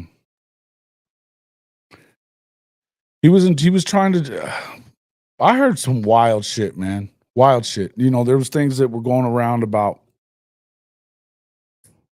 I think it was even said on the show. I don't know, but if he said it or not. But so, like when Jackson came in and he threw the ball to BT to Brennan Thompson, and they had actually the play that was being called. And this is the funny shit that I heard about this. The play that was being called, BT said that, noticing it on tape, which this is something you should want if you're a coordinator, that these guys pick up shit on film, right? Film study's a good thing.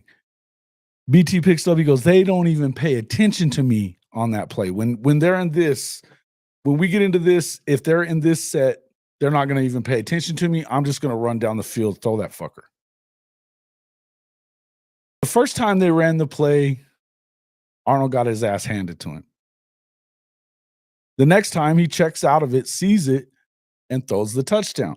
This is right before the half, mind you. And Latrell loses his shit on EJ in the locker room about it. Tell your fucking receiver to run what I tell him to run. We're trying to set things up. Why did y'all change that play? He was bitching at Jackson about it. Jackson hadn't done shit all season, and you're getting pissed at him for throwing a damn touchdown? Are you shitting me? Touchdowns were hard to come by in Sooner Land this year. This is when you know the dude's got to go. This is when you know.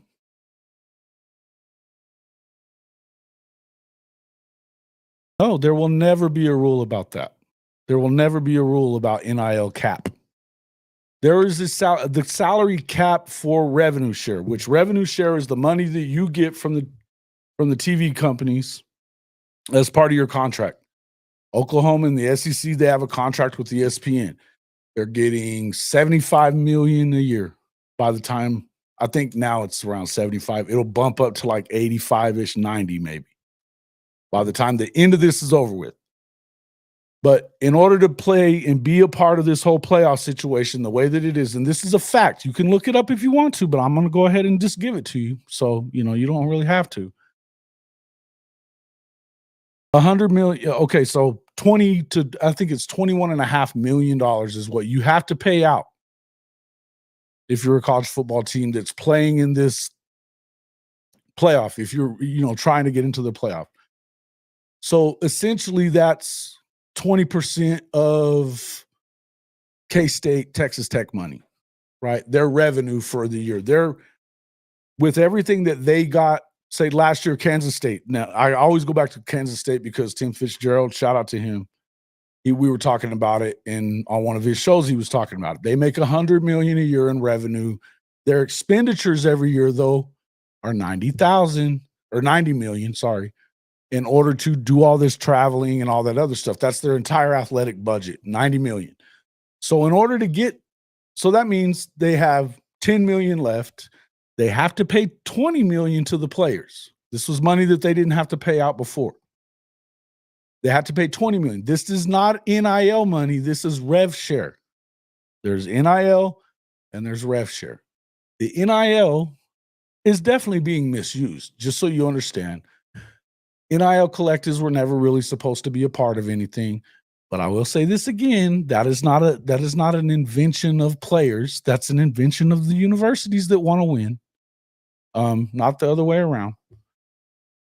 But so the rev share, that's forced money. You're paying that, spreading that out among your athletes, right?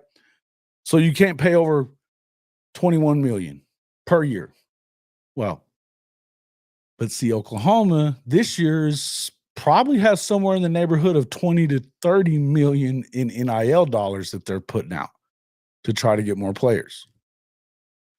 They had to spend a bag on John Mateer, guaranteed. Because he was the number one quarterback in the portal, the number one player in the portal at the time. Now that doesn't necessarily remain that way for the rest of the way, but at the time he was for sure. And he's good. He led the country in touchdowns.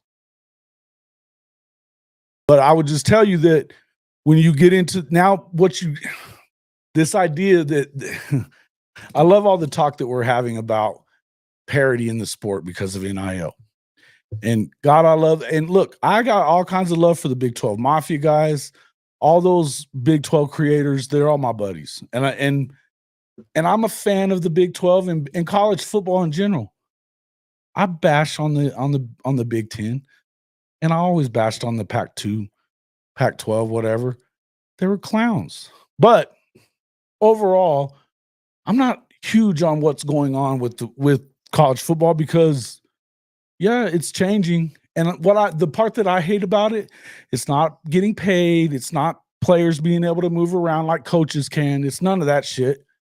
It's that I don't like losing rivalry games because I think that's the lifeblood of college football. I don't like it that you're not playing Okie Light anymore.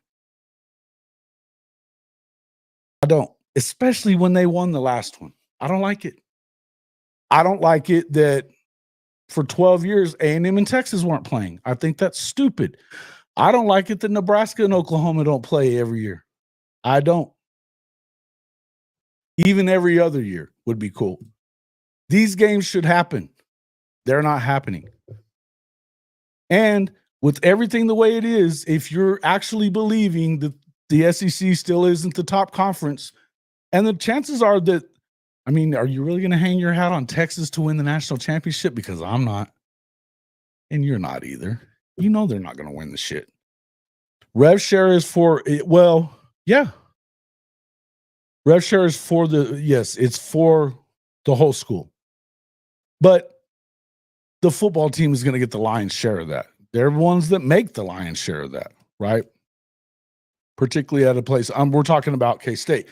And the point I was making is with K-State. Now they have to come up with another 10 million just to meet rev share. And then in order to get like the best players, you're going to have to get donors to kick up that NIL money.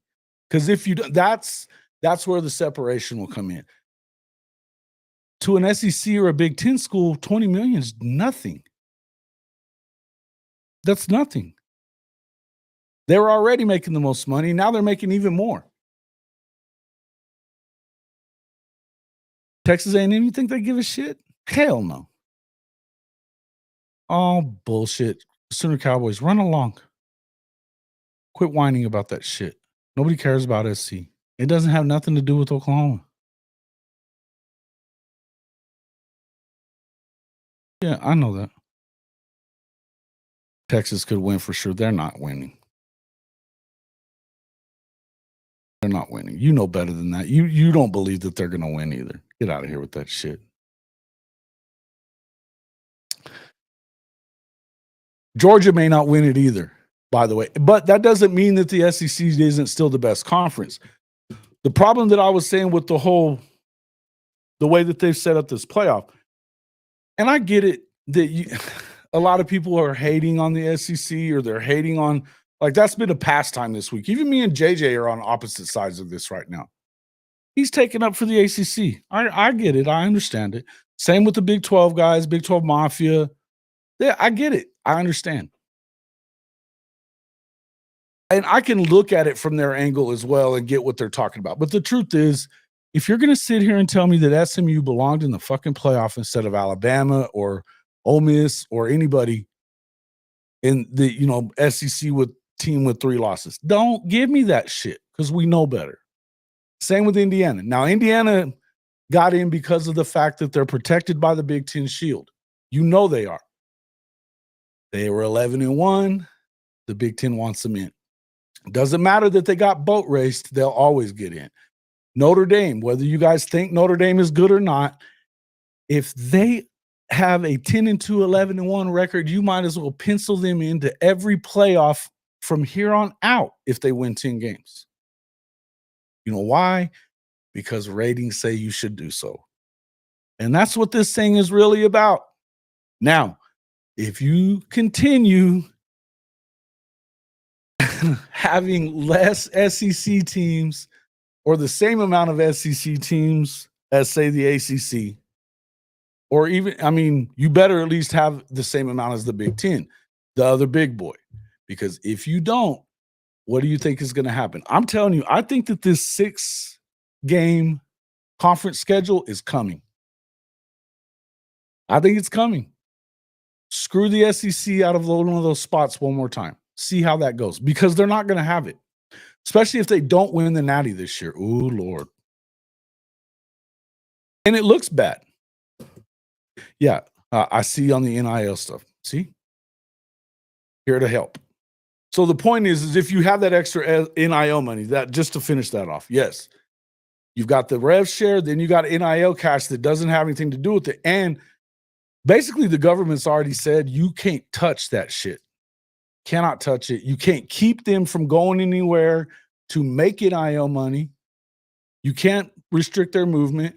The portal is never going to change. None of that's going to change. Now, they could change when the portal opens and closes, but that doesn't mean that they don't just come up with another lawsuit somewhere and say, hey, screw that, because you're screwing with our ability to move. Now, what you want is actual collective bargaining. When you get there is when you can implement protections for both sides. Until you do that and actually admit that these players are your employees, that's not going to happen. And make no mistake, the NCAA does not want that to happen. They bitch about all this stuff like it's the players' fault, but it's really all theirs. They know what was coming. I thought it was funny that me and Chris Mason were having that argument the other night about the JUCO shit. The NCAA was only in court ceremoniously. They did not want that. They wanted that injunction to happen.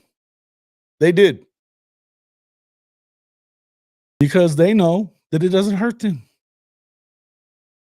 It doesn't hurt them.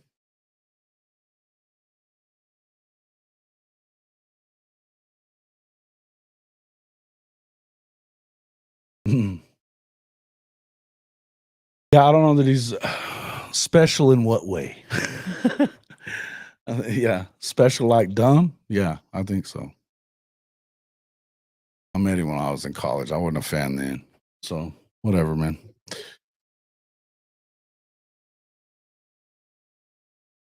The playoff is setting up Georgia, Texas, Oregon. No, it isn't.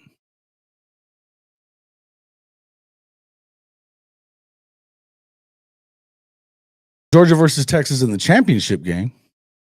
Okay.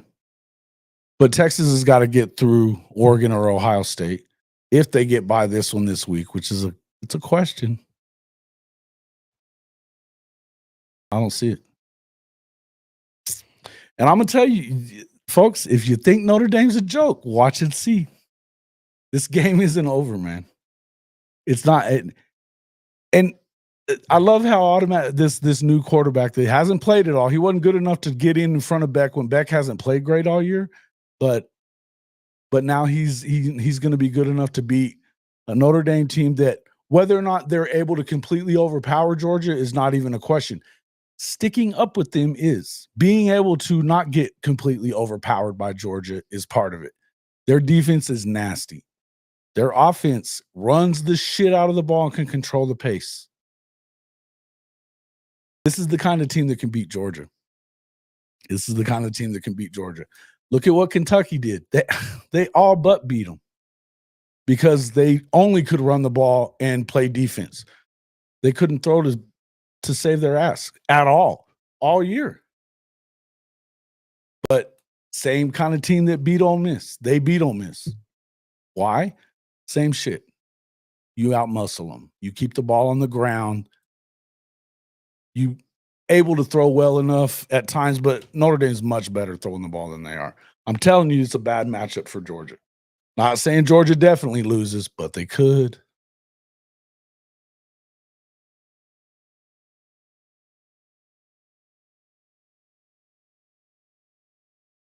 Who was that saying, if you're going to be stupid, you better be strong? There you go. He is strong too. Are we still talking about Seth? Oh shit. Fucking hayseed. Assuming Georgia is going to roll Notre Dame and Penn State is wild. Penn State is less of a threat in my opinion, but that's just because I don't believe in Franklin whatsoever. And they still look. They hung with Oregon because Oregon is not stopping the run very well. They're pretty good against the pass. They're not very good against the run. They give up 300 yards to Penn State. Penn State doesn't really throw it that well. And Drew Aller's not bad, but I think they just don't have receivers that can separate either. They don't. Yeah. You know, you should go. And Jimmy, if you're still in here, help me with this. What is it that D-Mac's always saying about when he was busting chops on Seth at one of the games, talking about what the fuck's wrong with you in this offense and you need to do this or whatever. And he's trying to explain to him why they're doing things the way they are. And all he was basically saying was, what was it that he told him back was like, you still suck. Which, shout out to D-Mac. I love that shit. That was some fucking funny stuff. I think rolling to the national championship is funny because no way. That's not a fact. No way. Dude,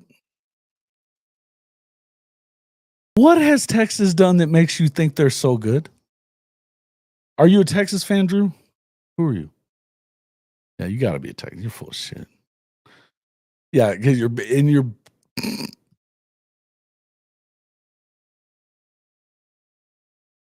The brand has finally returned. Fuck your brand. Fuck them. They're not winning shit.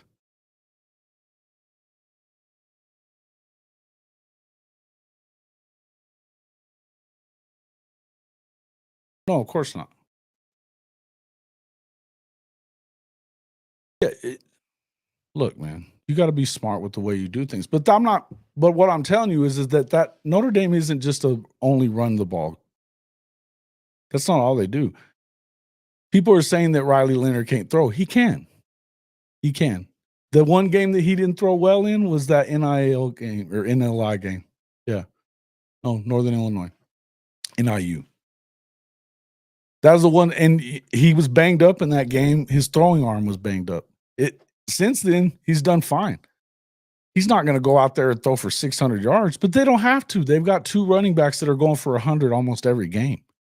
And if you control the pace, sooner or later, you're going to have to come up there and put 8 guys in the box. And that's when you don't have to be that good of a passer to beat them deep. Oh, Dustin West, that's funny shit. You're not being serious. I know better than that. Are you not entertained? Are you not entertained? It is pretty funny.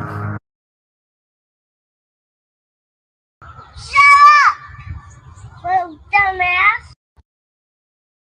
Oregon will win the Natty. This is possible, Charles. I could see it. I could also see them losing to Ohio State, though.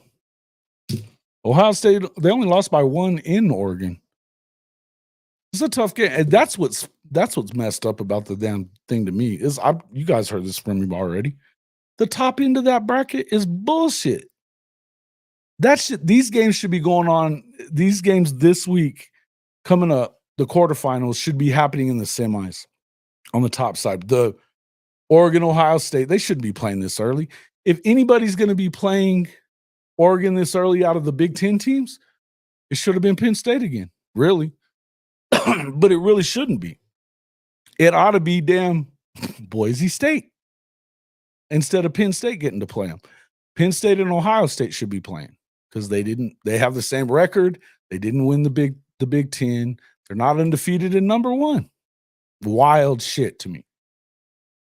Stupidest damn seeding process I've ever seen in my life. Ever.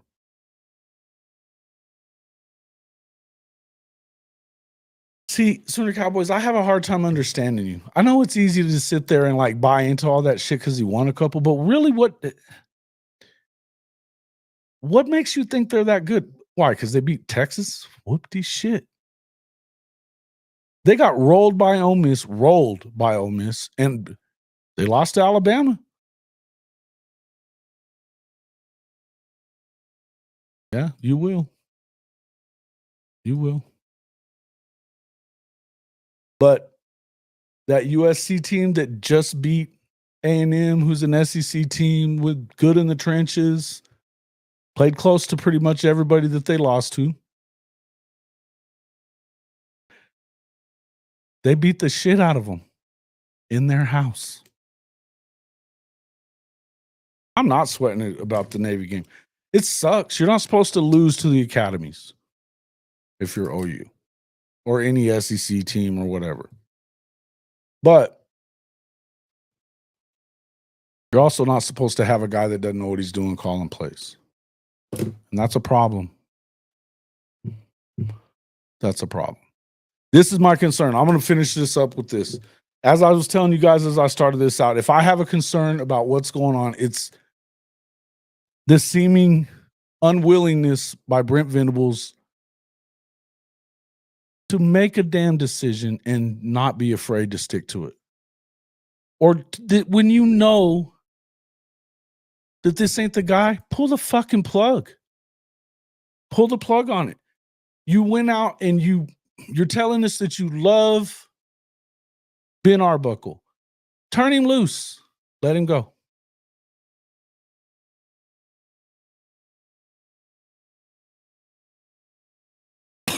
They won a bowl game. Whoop the shit. Okay. You guys, the people that want to say stupid stuff, Notre Dame beat the hell out of them.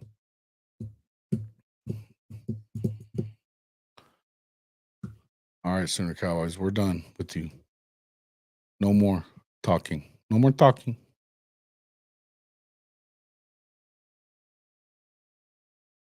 By the time you get back, I'll be gone.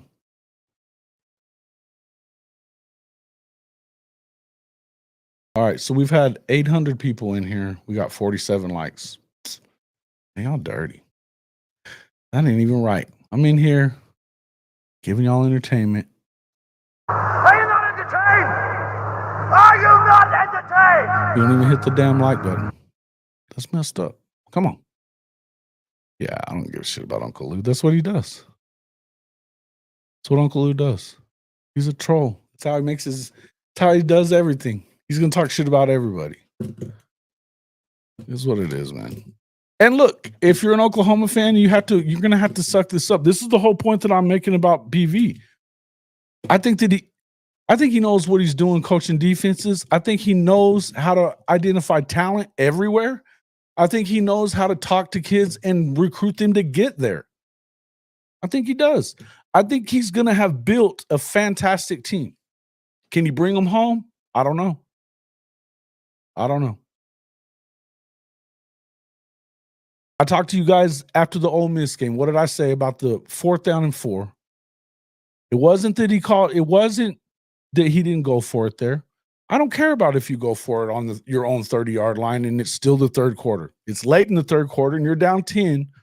So I would have been able to excuse you going for it there as well. Right? I could have excused it. What I couldn't excuse is you calling a timeout and sending the fucking punt team out.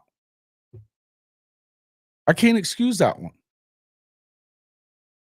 You could have taken the penalty and still punted, but don't take a timeout and send your fucking punter out after that. Don't do it. At some point, you have to be willing to go for it and take a chance. And it seems like, listen, I will say this. The way that he handled the clock at the end of the game today, I liked it. Right there before he knew all they had to do was make that stop. But it was masterful the way he worked the clock around the 2-minute warning. I know they call it the 2-minute whatever, right? He's going to put the defense on the field. He's got to do better with putting your foot down with the offense and being a true CEO and not being so hesitant about everything. I'm going to shout out my own column. Go back and look at it, hofmedia.us. hofmedia.us. Go to the Jason Watkins on college football. In fact, I'll just go ahead and give you the link for it. Hold on just a second. I'll drop it in here. But go back to that column, and I'm going to probably end up writing another one to kind of add to it. But yeah, I can write a little bit because I've been a newspaper guy forever. Jason Watkins on college football says slipping away, but I'll just drop the whole link in for you guys in the stream. Y'all can go read it at your leisure. Share it with your friends. The point is that you have to be willing to take some chances and don't be afraid to get it done. To me, I'm not sure. See, you keep hearing, we heard early on that he's got control of his football program. He doesn't have to listen. He gets to decide who he hires, fires, all that stuff. I don't think that's what happened this year. In fact, I know better than that. He wanted to fire Seth Luttrell in the freaking springtime, and they didn't let him. I don't think he ever really, I don't know this for a fact, but I know he wanted to fire him. I don't know that he wanted to hire him in the first place. I don't think he did. I think he wanted to go with Matt Wells. He would have been much better off with Matt Wells. I'm not sure that he wouldn't have went ahead and went with Joe John at the behest of Levy because of the way that the offense ran under Levy. As much as we didn't like situational stuff that he did, they fucking put it out there. The point being is you've got to be better than this. Yeah, I hope that's the case. Because here's the thing, and we were hearing a lot of shit.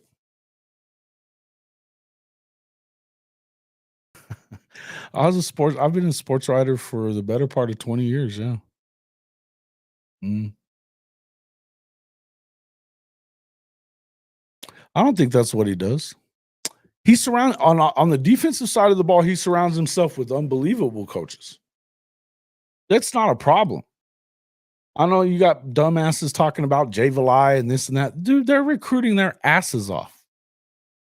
They're recruiting their asses off. In the end, I think what you have to do is you got to be willing, and you got to know what you're doing in every situation like that. I like the way, see, remember though, that he handled that time situation as a defensive coach well. Anytime that he's been faced with a tough decision that has to do with the offense, yeah, it's questionable. You got to, and that's not something that we should still be talking about. That's a concern to me. And if he doesn't have enough spine to hold them to their damn contract that he signed, then that's a problem too.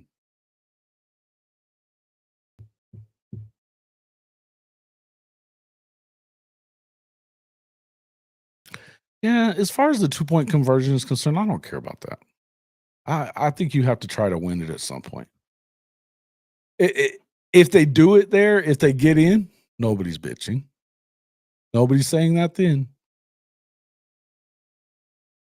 I've heard people, when you have the better defense, you got to go for overtime. Why?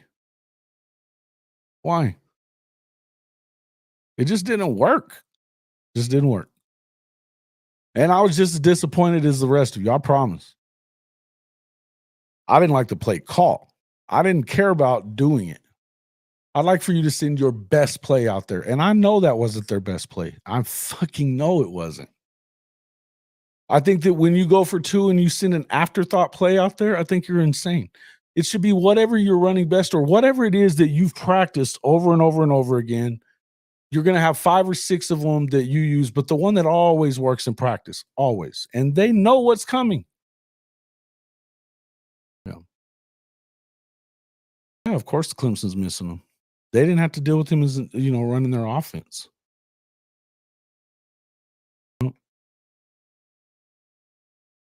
And listen, I'm a fan of Brent Venables just like you are, Sooner in Texas. I am. At some point,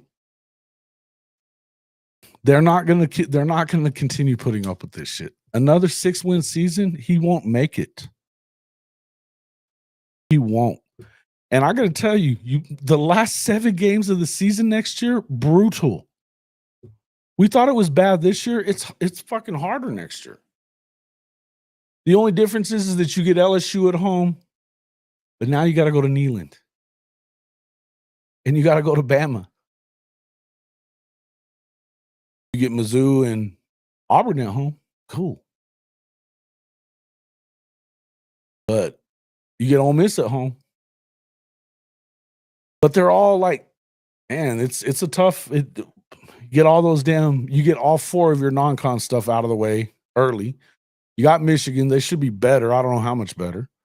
But at least you do get them at home. It concerns me. I'm out here giving a sermon. Eesh. It'll take a Hallmark miracle if this team wins enough games to save his job next year. And that may not be wrong. Listen, I said this to Bishop Frank earlier today. I think it's going to be really hard. If you really don't feel like, if it's a hard 8 or a hard 9, right? And there's no leeway, which I don't know. I don't know the case.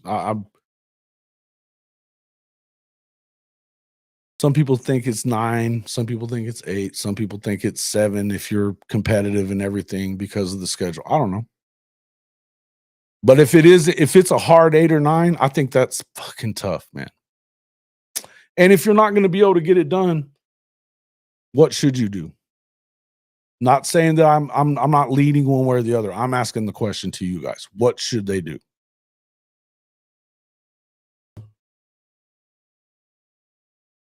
Yeah. Okay. Shouldn't be any worse. Yeah, I agree. I'm not saying I don't think they're not going to be better, but I don't know what better looks like. I don't know what better looks like.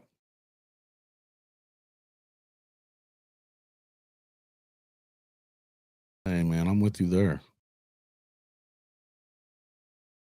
Bullshit. Pisses me off though, thinking about that shit. Fuck Texas.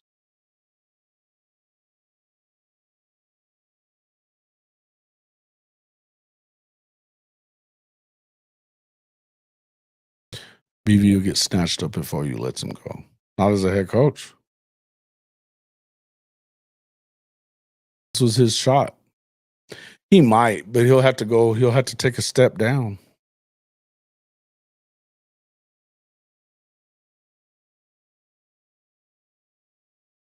Yeah.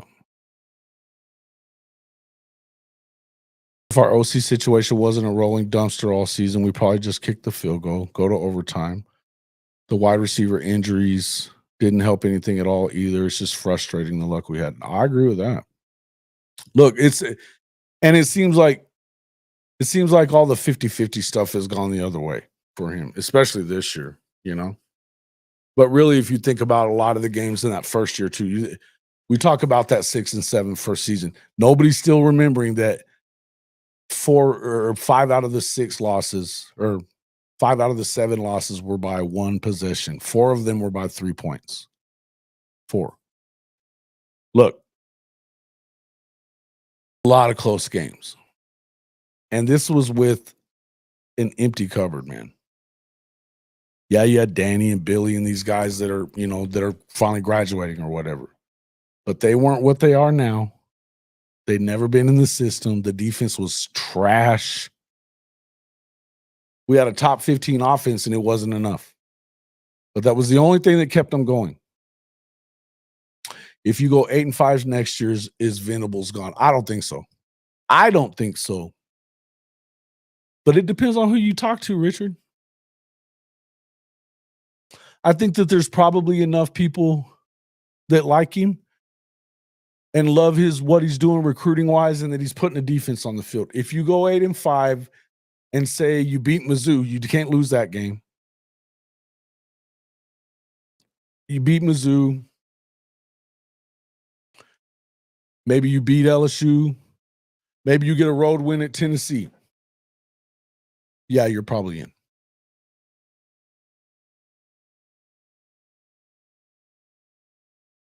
Be competitive on the road at Alabama. Don't get blown out. They're going to be waiting on your ass, though. Could be waiting on your ass. Believe that.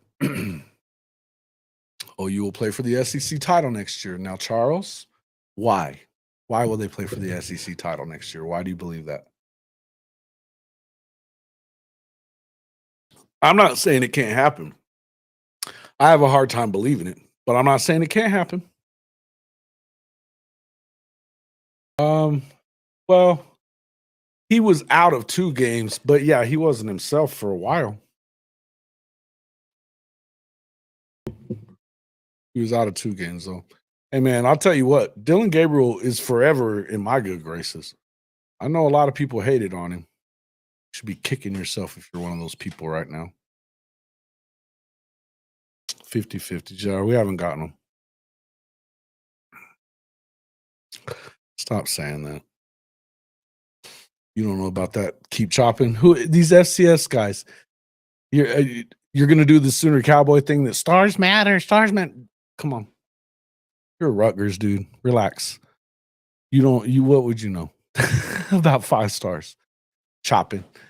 I'm just busting your chops. But the truth is, the FCS guy that they got wouldn't have ever been in the FCS if he hadn't gotten himself in a little bit of trouble when he was in high school. He was running around with the wrong crowd. He got around to everybody. He wasn't even in the FCS before that, before this year when he went Giovanni Gibson. And then he went and dominated and led the entire FCS, the entire country, in yards and touchdowns for receiver. Best player. He would have been he was an SEC guy anyway. So watch and see. The other guys, we'll see. Will be better and offensively stout. I hope that I think a couple of things have to happen, but I agree. I think they should be fine defensively. They might even be a little better. They'll at least be on par with what they were this year. And if they're just moderately, and let's say they're in the top 40 in the country, they're going to have a shot. But again, your defense is going to have to still be what it is. How many of you people are buying into this West Virginia stuff for Zach Alley? I haven't seen that in here. Seen it a lot of other places. It's hilarious, by the way. No shade to West Virginia. In fact, I don't have a problem with West Virginia at all. That's a fucking joke, though. It'll never happen. Acting like that dude is more locked in, that he likes Rich Rod more than he likes BV is silly talk. And I don't care what kind of money we're talking about. He stands to make so much more when he becomes one of the youngest head coaches in the country and kills it somewhere. And it's not going to be too far down the road if they keep doing this. See, the thing is like, even if he were to leave, okay. BV more or less, it'd be easy for OU to be like, yeah, but BV runs the damn thing anyway. Now, see, Rich Rod knows how good he is, so I understand why he wants him. But there's no way you take a step down in conference and in program over a few bucks. There ain't no way. Nah. The one you could lose, I think it's still up in the air with R. Mason, man. I think he's still deciding. But I think that they can put enough money together to keep him around. And he can help himself in the draft next year by staying. They're going to give him enough money. He was one of the leaders in the SEC in sacks and one of the leaders in the country. He's primed to make a huge move next year if he stays around and he stays healthy. But if you're R. Mason, I can understand there being a question for you because health has been your problem up until this year. So is it a gamble? Because if you get hurt again, it could hurt your draft stock. So I don't blame him for doing whatever he does. If he gets the right draft grade, if they're telling him first or second round, you got to go. You got to go.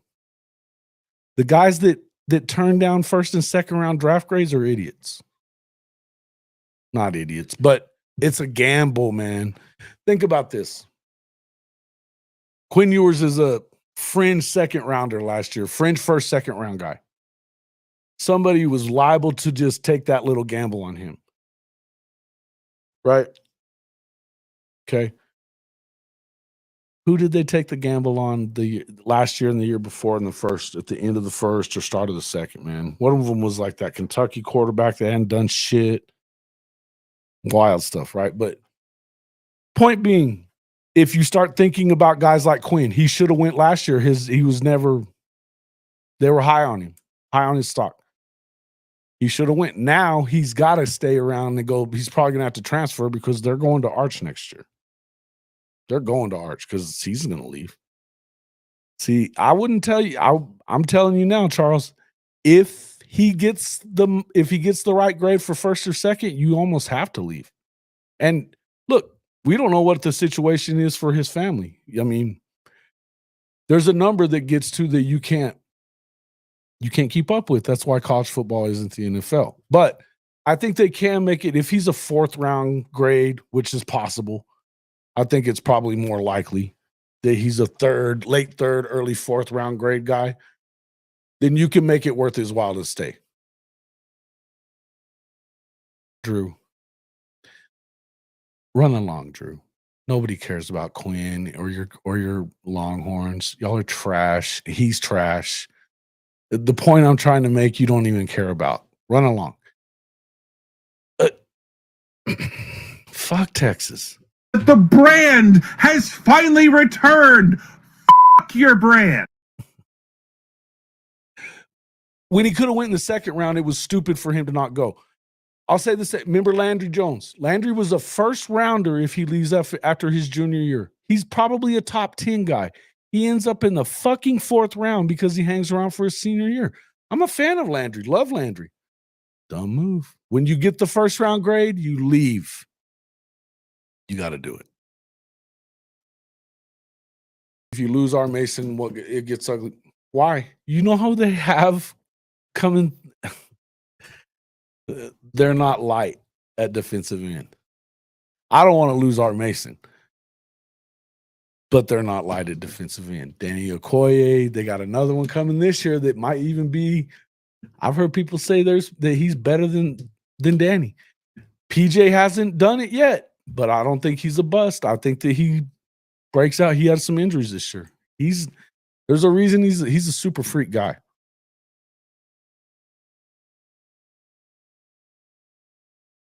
When you get the grade, you got to go. That's all I'm getting at. Landry should have went. He should have went. And those are the guys I think about. And who is it that right now they're talking about and he's saying he wants to stay? Oh.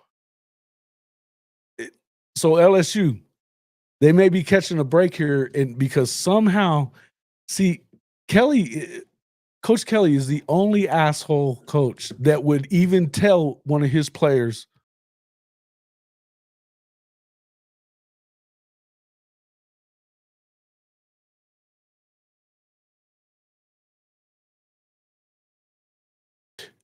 he's the only one of those asshole coaches that would tell one of his players not to go with a first round grade, Nussmeier. He's a first rounder guaranteed. Better than Danny Okoye. CJ Nixon, have you heard? Drew?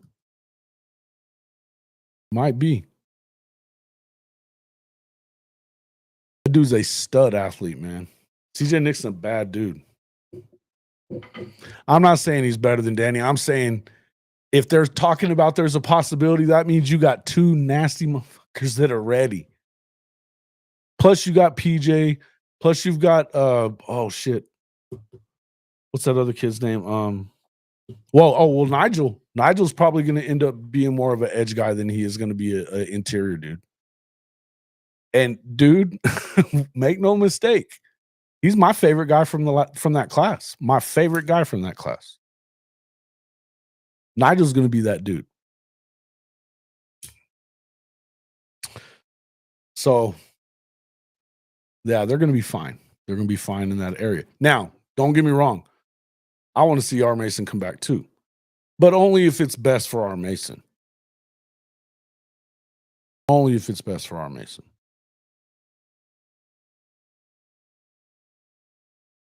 No, they wouldn't. No, they wouldn't. Not a first rounder. How many? You know what? I've heard a ton of real deal coaches that want what's best for their players. Tell them to get the fuck in the damn draft when they get their first round grade. Every time. The ones that don't, that's shitty, man. And you can do some stuff with insurance and stuff like that to where if you get hurt or whatever, but you can't insure dropping down the rankings because you have a Carson Beck here. That's another guy. First rounder for sure if he goes out last year. First rounder for sure. Dude. Hey, Danny Okoye wants to kill people. He wants to blow people up in that backfield. He's going to be fun to watch, man. I love those guys. D-line is way less of a worry than the secondary. I don't know that the secondary is a huge worry.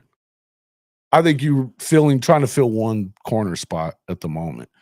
You may have the guy there. In fact, you probably do because nobody's remembering Jeremiah Newcomb, Bobby Newcomb's son. He's a dude.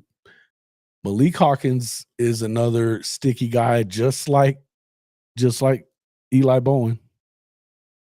And I've been saying this a little bit. I don't know how much I've said it to all you guys, how much you've heard me.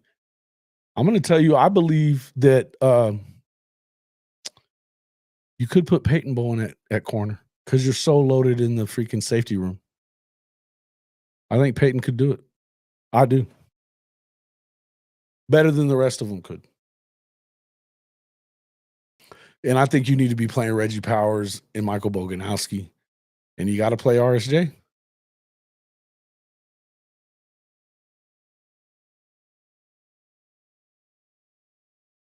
Yeah, I don't agree. I think that when you have those, yep, Taylor Wine. I forgot about Taylor Wine. Thank you. PJ. Correct. Yeah, I don't know, man. The thing is that if it behooves the player, and the thing is the machine is running for Kirby. Why does he doesn't have to do that? Quarterbacks are one thing. But even there, they haven't done great with quarterbacks they haven't done great with quarterbacks. Their best quarterback was a freaking walk-on that just refused to go away. The rest of them hadn't done it. 6-1 lockdown corner, yeah. I hated that they lost Makari Vickers, man. That one sucks. He went to CU also.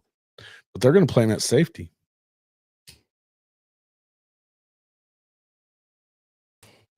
But safety wasn't going to work for him here, for sure. Shout out to Makari, though. Good for him, man. Depends on which ones we're talking about, dude. Depends on which ones we're talking about. When the machine's running and you know you got badasses coming up behind them, you think Kirby cares about dudes going to the draft? I don't. Look at what he was, when they talked to him about Beryl Alexander moving, he didn't give a shit. Even a little bit. Nah, come on. Unnecessary, bro. Unless you're talking about like going and getting somebody in the portal that's a non-playing D lineman like Tyler Guyton was. Okay. It could work. It depends on what you're doing.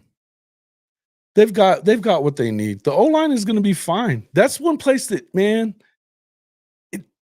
they had a little bit of a gap. They had a gap with their recruiting from 2021. For 20 and 2021, Lincoln and BB only got 5 total offensive linemen in those 2 years. And you have to know that part of that had to do with the fact that they had Benny Wiley running that bullshit strength and conditioning deal. That had a lot to do with it. I'm not going to get into all that. I'm just going to say that what they have in the 24 class, dogs. The loss that they had with I'm not going to say anything bad about the kid. It was addition by subtraction. The kid that left in the portal from the line. Addition by subtraction. Because they got dudes. That 22 class is starting to roll up and starting to do really good. Akinkumi, you know what? Talk about him. He looks like he's going to be that guy. EPL looks like he's going to be that guy. Autry Dent is going to be that guy. Then you got these Afalava and them that are coming in now. Obviously, Fasusi and Foje. But think about Darius Afalava. That dude's a stud. Straight up.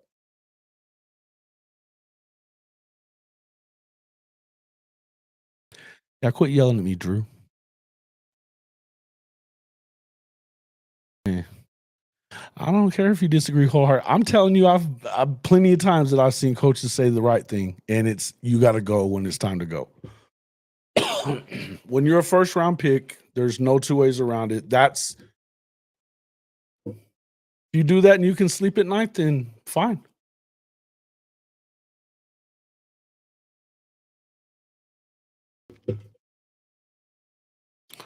Susi's liable to be real good. Foje too. Foje's another one of those guys that shot up the rankings once he got recruited. Need to work catching the ball. Yes, they did today. I don't know. No, come on. Don't start with that.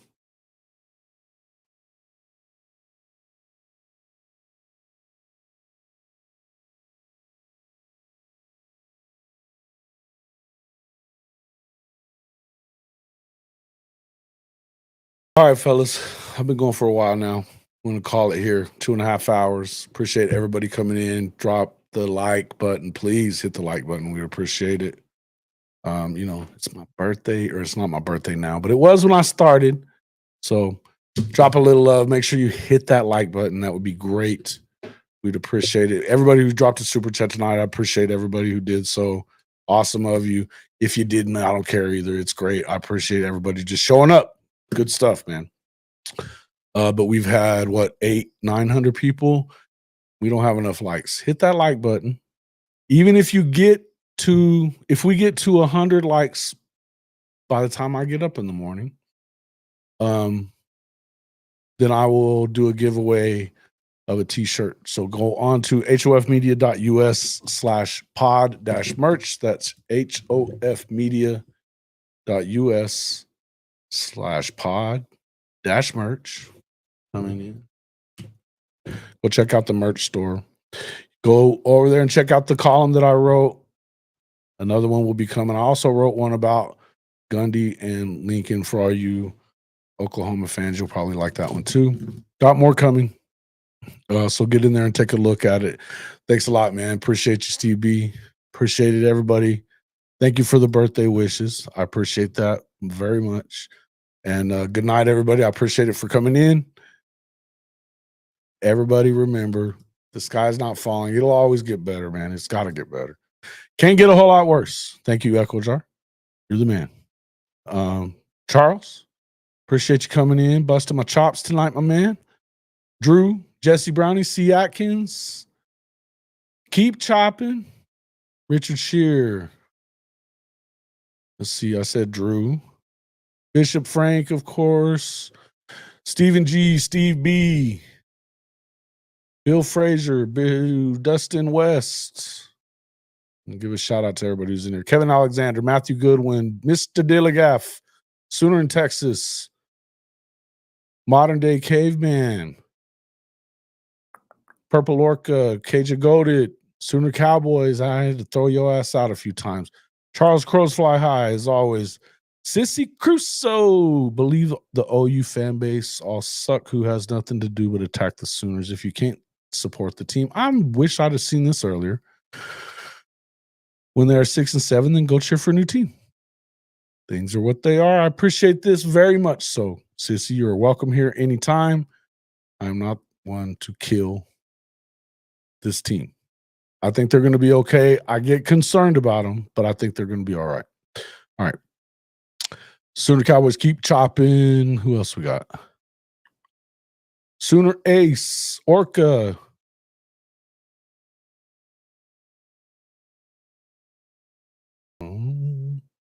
Eric Reherd, Brandon Snake, Jesse Browning. If I missed you guys, no. Mr. Dilligaff, thank you again for the super chats, the multiple super chats. Ben G had to bust his ass out of here a couple times tonight, too. All right, trying to make sure I don't miss anybody, but I probably will. I generally do. Nick V, talking shit. Only said it once, though.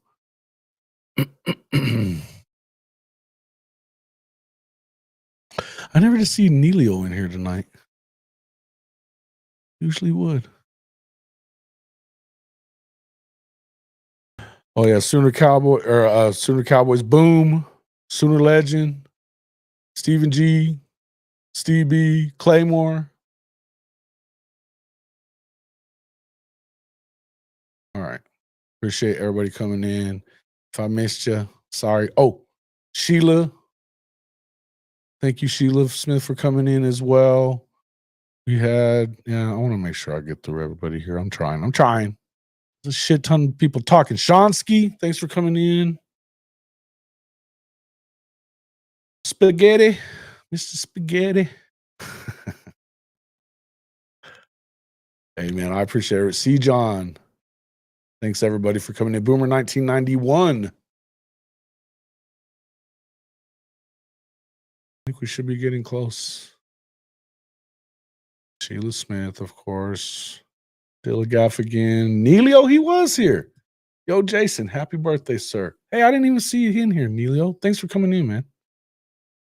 I'm in. Eric Reherd. I'm glad I went back home through all this shit. Chrissy. Man, it's a weird night when Chris E is the one in here like taking up for me. He usually doesn't. John Hover. Orca, I think I said Orca already. Yeah, I think we're there. Alec F1, there was a new one. Jade Fox, NIO killed Wazoo. Sorry about him. Sorry about you there. NIO killed Wazoo. He's been crying about or upset about it all, and I don't blame him. H-Town Creole, Mr. Anderson, Harry Leg. All right, guys. Appreciate everybody coming in. Make sure you hit the like button on the way out. See you on the next one.